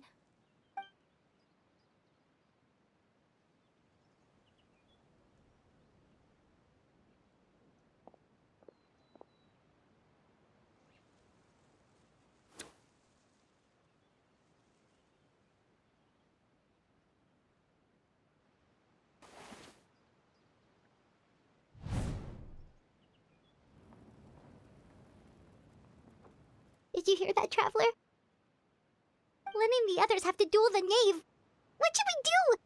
Can they really win something like that? If they lose, those people from the house are really gonna be executed. Hey, are you listening?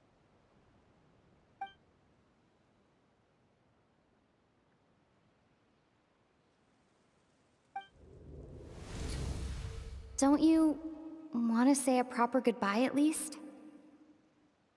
Anger makes you impulsive. Sorrow causes you to waver.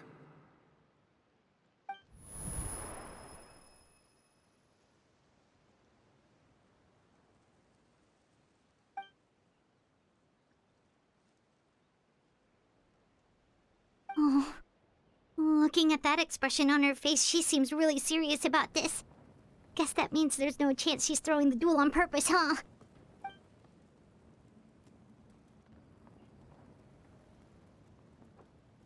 When guests are around, families are often on their best behavior.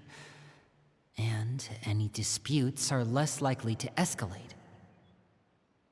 When the time comes, make the choice that you deem most appropriate in the situation, and lend your help to the House of the Hearth. What's wrong, Traveler? Hey, where are you going? Traveler? You're asking to join the duel against the knave? I'll allow it. We do have a ready-made dueling ring at our disposal, after all. All I would advise is this. Keep a firm grasp on your weapon, and give it your all. Any less, and you may just lose your life.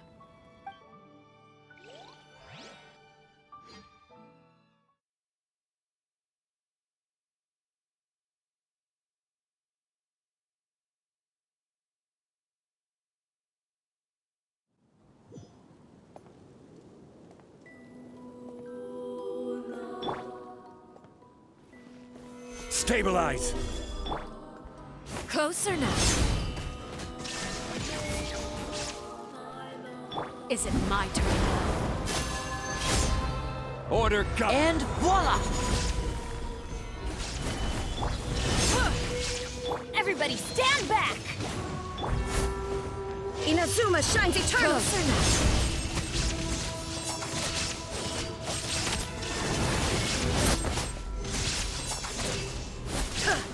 Hang in there! The fall of darkness, destruction shall rise.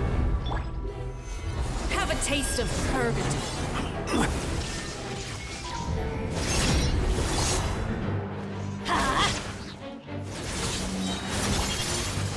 Spare your energy. Running is a look out!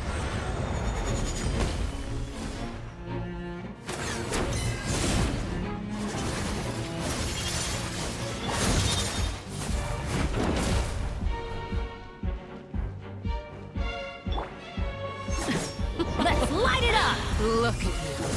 And voila! Like a bunch of helpless Teamwork is dreamwork! Torn to oblivion!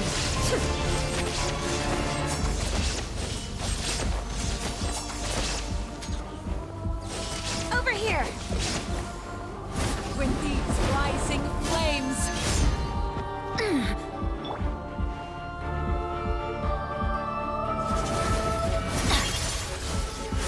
Adventure time!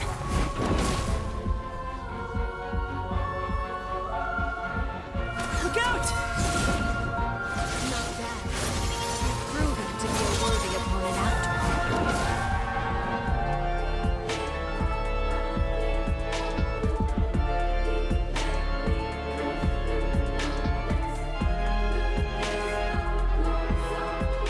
Watch out for Father's movements!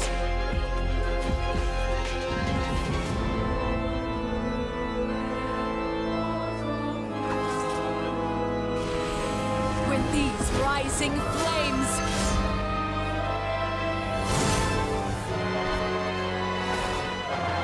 Father's even stronger than I expected.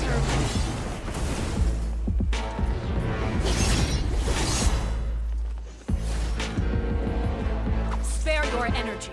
Running is of little use.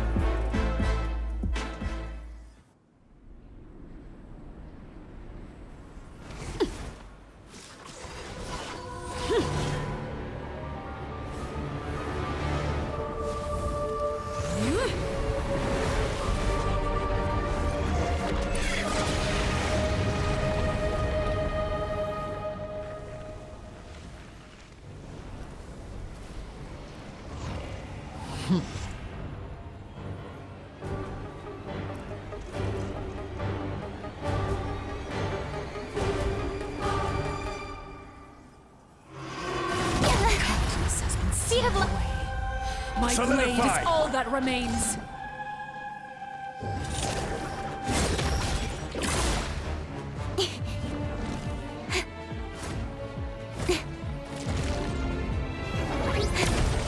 One step back, two forward. Cut to the chase. Don't blink. Hey! Gather. Now's our chance! Over here!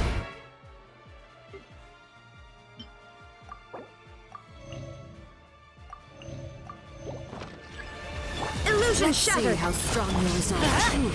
Going in! This is order. Speed of light. There is no escape. Inazuma shines eternal. Watch out for Father's movements! Look out! The sun and moon have set. Only ruin remains.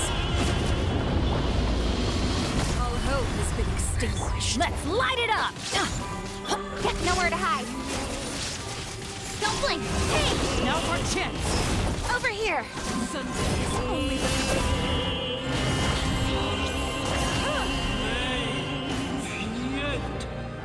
Everybody stand back!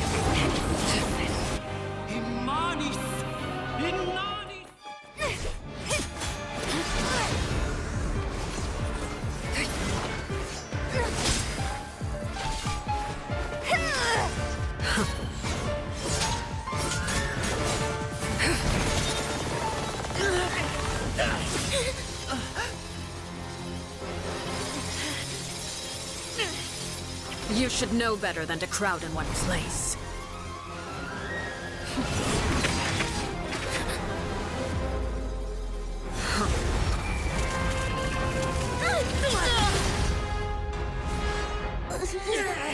Oh, I know. No! I'm sorry, Father!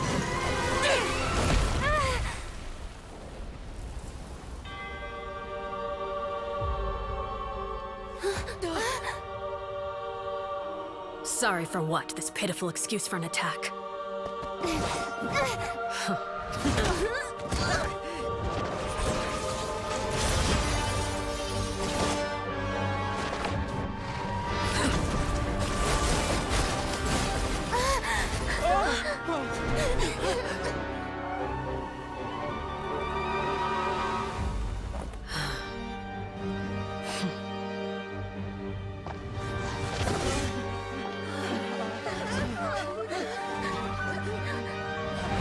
Father, no!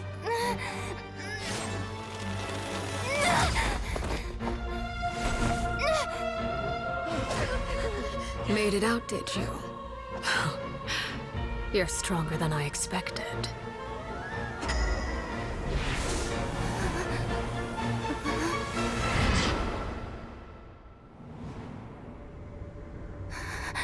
A crimson moon. I can't move.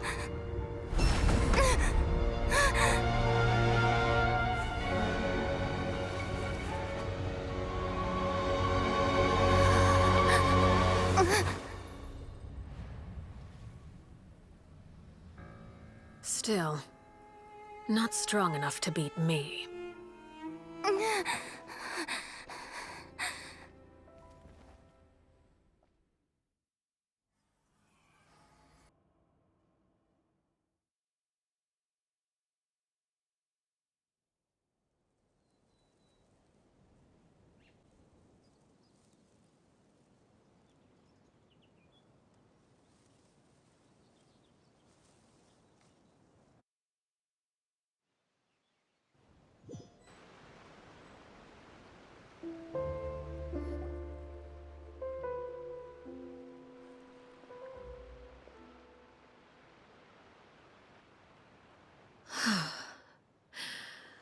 I believe we can end things here.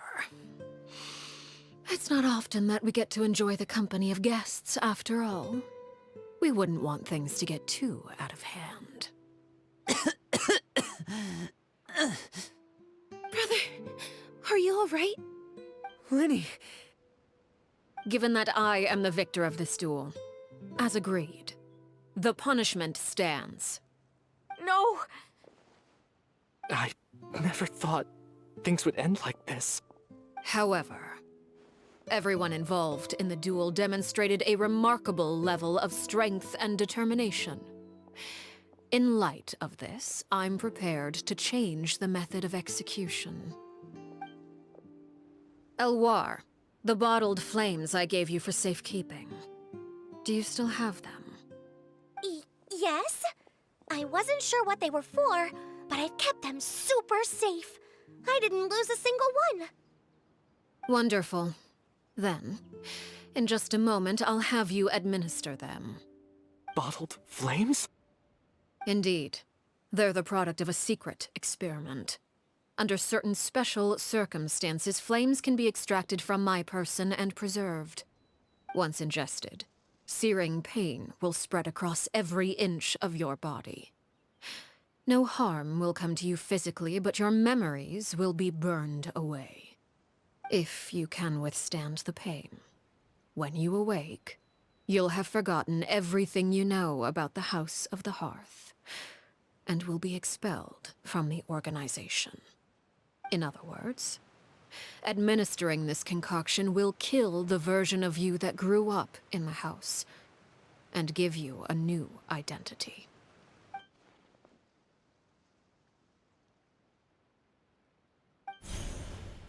Memory is a mysterious thing indeed. Losing a portion of your memories will alter your sense of self.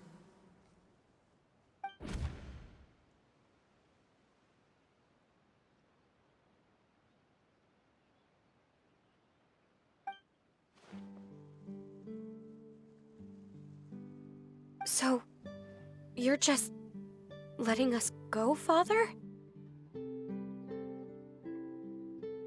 You misunderstand.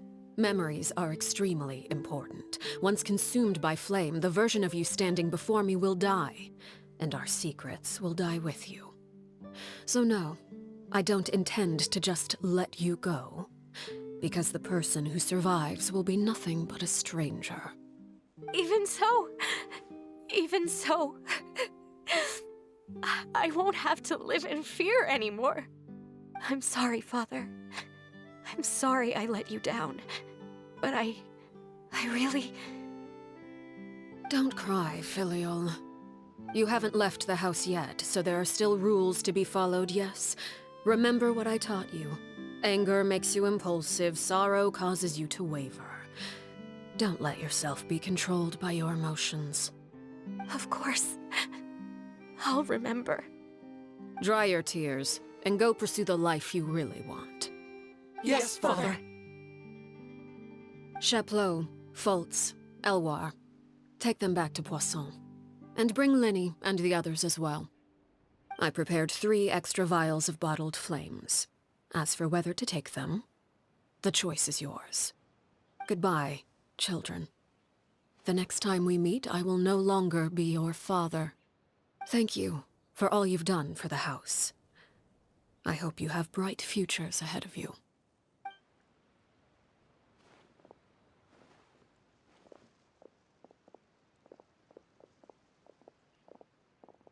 Father!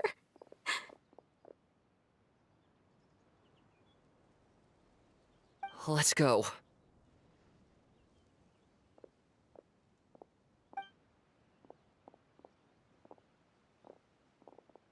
Here, grab my arm, Linny. I'll help you walk back. Thank you.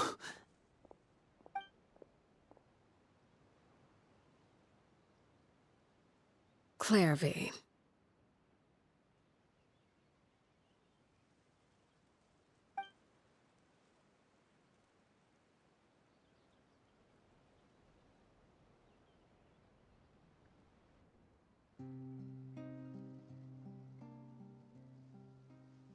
Can we talk now? I've been waiting for a super long time. You really are Perry, aren't you? I haven't seen you in so long. How come you're all grown up? Wait, did I somehow travel to the future on accident? Or am I dreaming? What a long dream. Neither. You died, Clairvy. That's what happened. You could have at least sugarcoated it a little. Look, she's that speechless. Oh. Okay then. Huh? That's it? You accepted it just like that? Yep. If that's what Perry says happened, then I believe her. Perry wouldn't lie to me. Plus, I don't really need to know why I'm like this. I'm more curious about what happens in the future. If you're a harbinger now, Perry, that means Mother is gone, isn't she? Can you tell me about it? I want to know what happened to her. And to me. You never stopped trying to defy fate. At first, no one believed you. You could only vent your frustrations to the moon. In fact, you often sought comfort in the night sky. You wanted to see the aurora, so one night we promised each other we would go to Snezhnaya to see it together. Later on, you tried to run away, but you were brought back each time. Mother spared your life, but it wasn't out of kindness. Instead, she decided to make an example of you by slowly torturing you over time. That way, the other children would know what happens to traitors. Still, you never gave up. Mother hoped that through ruthless duel after ruthless duel, she would be able to crown an ultimate victor among the children she raised. But you called on everyone to unite, to fight to a draw in order to reduce casualties. Your efforts may have only delayed the inevitable, but still. You gave them hope. You tried everything you could think of, but every attempt ended in failure. Still, you never turned your sword on Crucibina, and you never turned it on me. On that gloomy day, you told me, "For the last 16 years of my life, I've done everything I can to fight for freedom. But now, I realize that the only freedom I truly possess is the freedom to choose to die." I never imagined I would say something like that. I must have been feeling really worn down. But somehow, I still think I understand. According to Mother's plan, only one of us was going to make it until the end. And I always hoped that person would be you.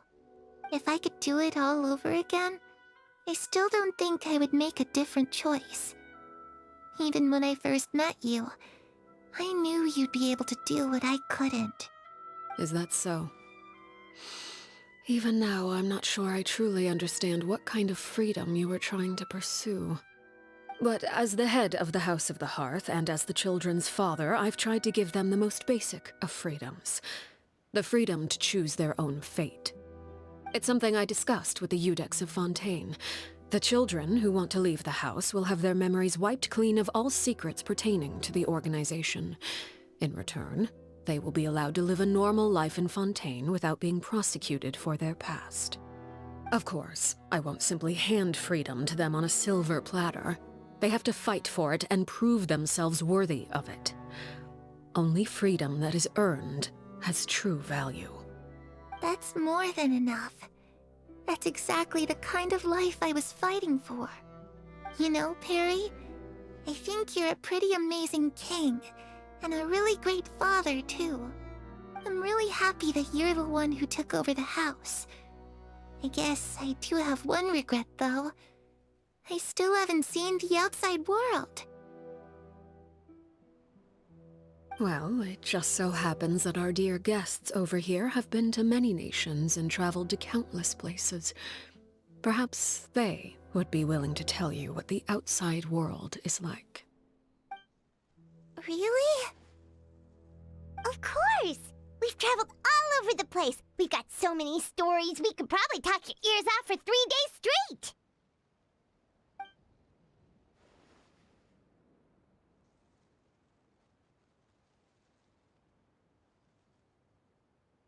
You know, I used to dream of being a bard. Playing the lute while singing into the winds of freedom. Even if there was no one there to listen, I would have continued to sing no matter what. Ah, that's where Mora comes from. I never knew that before. If I had some Mora, I would buy 3 new dresses. One for me, one for Perry, and one for Mother. It's just too bad Perry doesn't like wearing dresses. And Mother, well, she probably wouldn't accept something like that either. I guess I'd just have to keep them all for me then. I could wear a different one every day.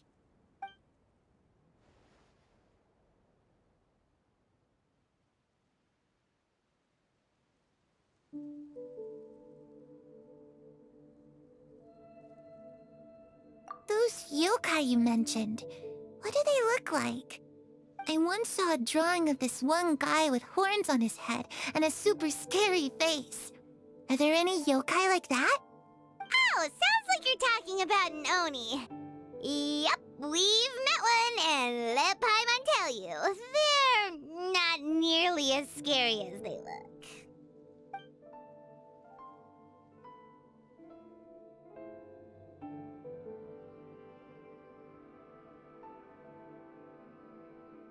I was always too afraid to skip Mother's fighting lessons. But at the academia, I bet you could do all sorts of secret things in class. Things that have nothing to do with studying. I'm just kidding. Being able to study whatever you want without having to fear for your life actually sounds pretty great.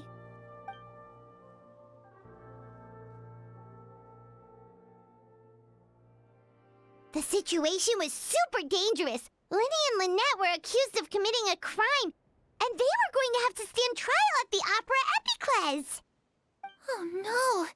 That must have been hard for all of you. What happened next? Don't worry, we were able to turn the situation around super quickly. All thanks to Detective Paimon, of course. How'd you do that? Come on, tell me. Okay, so it was like this. After the failed magic show, we rushed to the scene and...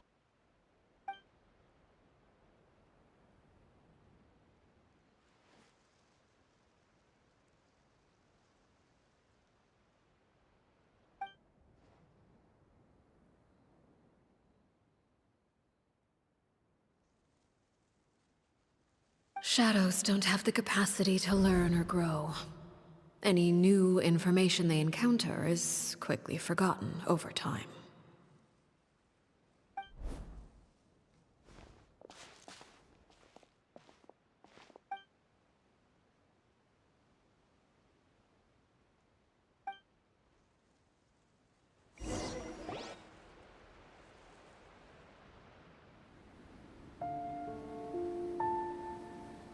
Clairvy, you've worked tirelessly from the shadows to overthrow the House of the Hearth. Now, by my authority as the Knave, I shall announce how this matter ends. You are hereby expelled from the House of the Hearth. You are no longer tied to this place, nor are you bound by its rules. You're saying that I can finally leave? I get to experience the outside world as well? Oh, I almost forgot. There's no getting older for me. Still, seeing who you grew up to be makes me really happy, Parallel. Take care of yourself. Goodbye. May we meet again someday.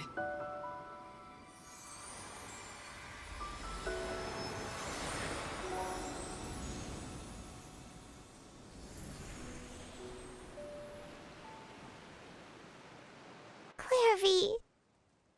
She left so soon. Paimon didn't even get to finish her story. I also have certain sentiments left unsaid. I wanted to tell her that the aurora I saw in Snezhnaya was just as beautiful as the ones in the pictures. But a shadow's memories reset at dawn. Had we delayed any longer, we wouldn't have had the time to say goodbye. Whatever regrets may linger, let them be lost to the coming of a new day. Father? It's Linny! Hey, Linny!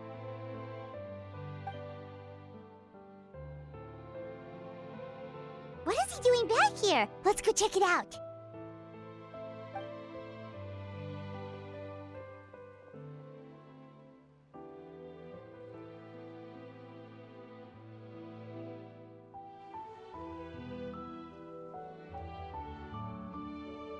Father, the bottled flames have been administered.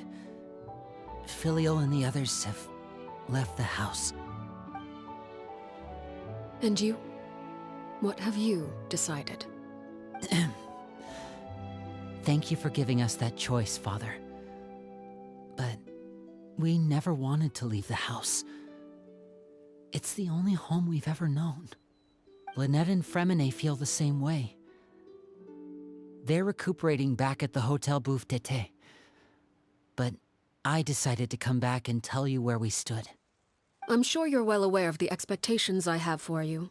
I want you to follow in my footsteps and become the next king of the house. Yet you seem to have different ideas. I must admit, I'm rather surprised by your decision to stay. There's nothing wrong with choosing to live a quiet life. Leading this organization is a heavy responsibility, one not so easily carried by someone forced onto the throne. I just never understood what you saw in me. What made you believe I was deserving of that throne? You're brave, talented, and, most importantly, you cherish your family. You would do anything to protect them, even if it costs you your life.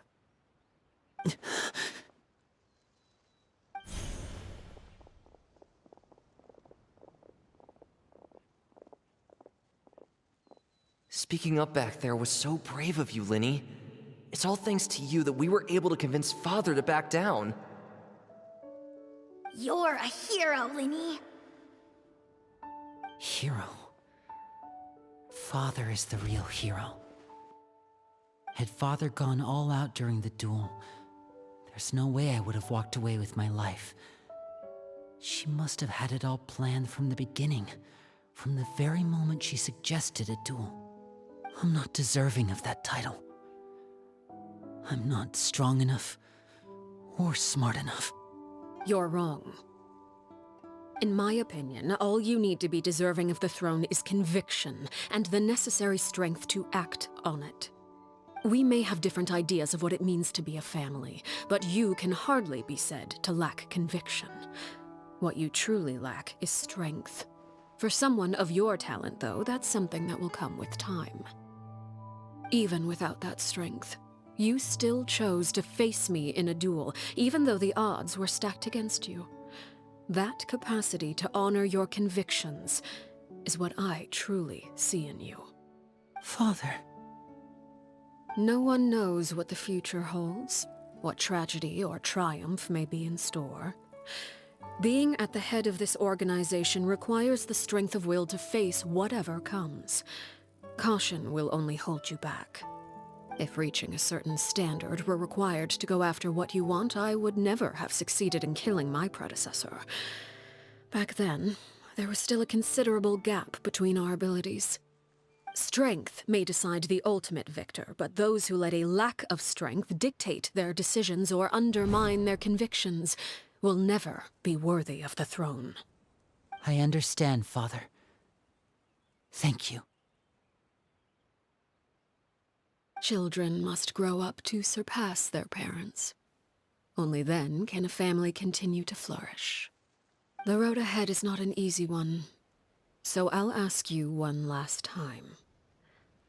Are you certain you want to stay? You've done so much for me, Father, and that kindness must be repaid. Plus, with Project Stuja at hand, there are many dangers ahead, and I, for one, don't intend to back down. Protecting my family at all costs.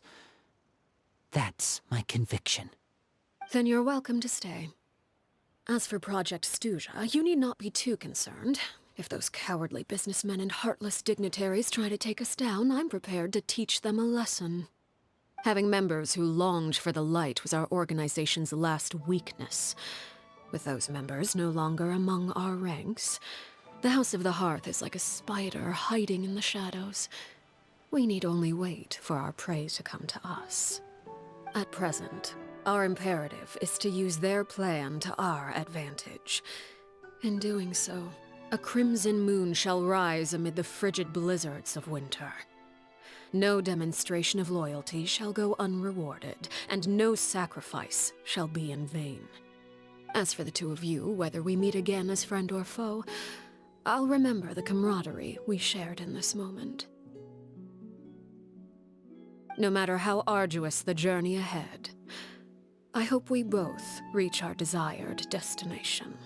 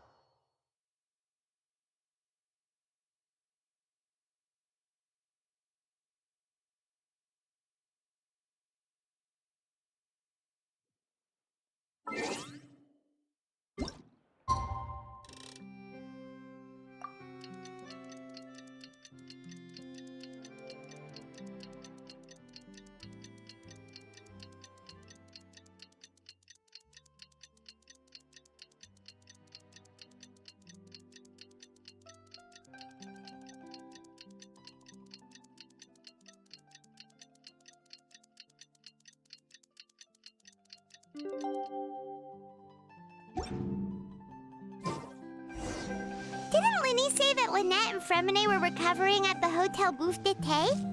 Oh, Paimon wonders how they're doing. Maybe we should go check on them.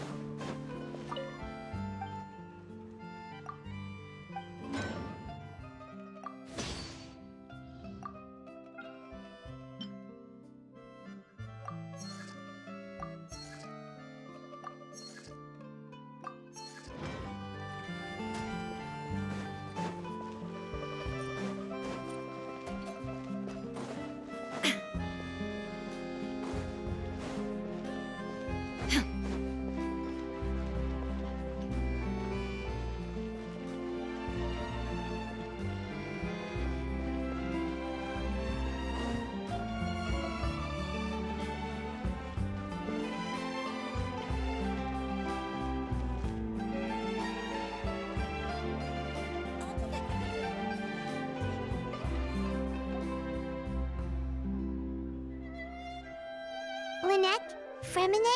How are you feeling? Much better. Whew, what a relief! What about you? Are you feeling alright? I knew you'd come out unscathed. Us, on the other hand, well, we've been bedridden for 2 days. I couldn't even turn over. Oh, and I wanted to ask, is Clairvy gone? Linny and the other members have left Poisson and returned to the House of the Hearth. According to him, there haven't been any more sightings of a spirit roaming the house. I see. I'm glad. Father came to check up on us 2 days ago and told us about what happened with Crusabina and Clairvy. Actually, I've met Crusabina before.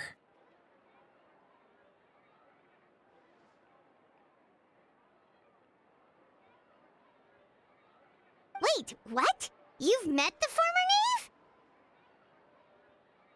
Crusabina died a year after Clairvy. It was during the year between their deaths that I joined the House of the Hearth. Crusabina had an extremely cruel and radical way of doing things. While she was alive, the atmosphere in the house was suffocating. When I joined, though, the experiment she valued so much had already come to an end, and all the people involved, dead and injured alike, were gone. Crusabina never talked about the past with us newcomers. A couple of months after I joined, Father killed Crusabina and burned all her files. With that, the names of all the people subjected to her experiments, Clairvy included, were lost to the flames, along with the painful memories they represented. Father took in Lenny and me a couple months after that, but she never mentioned anything about Crusabina or Clairvy. It really seems like something she was planning to keep to herself. The last time you talked to her, did she mention why she kept it a secret for so long? She said she didn't want us to be affected by the darkness of the past. She was worried we'd develop a false sense of gratitude towards her if we knew about it. The foundation of a family should be free of any corrupting influence. Whatever happened in the past, it has nothing to do with who we are now. And that's what Father told us in the end. But I still thanked her for everything. It was only after hearing about what Crusabina did that I finally realized how insignificant our lives could have been. The members of the house meant nothing to her. To say that she valued them in any way, even just as a tool, would probably be giving her too much credit. If Father hadn't taken over the House of the Hearth, I probably would have already... Father rarely brings up the fact that she saved us. She doesn't believe that being indebted to her should be what ties us together. But even if we didn't owe her anything, we would still choose to stay. Because this is our home. We may have arguments or times when we feel wronged. Some people may even choose to leave. But as long as Father is here, we will always have a home. Whether the path before us is bathed in sunlight or shrouded in shadow, we'll follow Father wherever she chooses to go. So I wanted to say thank you for helping us make it through this crisis. Without your help, we could have lost a lot more along the way. Oh, we didn't do anything, really. Of course. You're welcome anytime. Are Filial and Nantoy okay? I actually saw them at a cafe this morning. They didn't recognize me. From what I could tell, they were drinking coffee and talking about one of the operas that started running recently. They seemed happy. If I had to take a guess, I would say they finally found the kind of life they always wished for.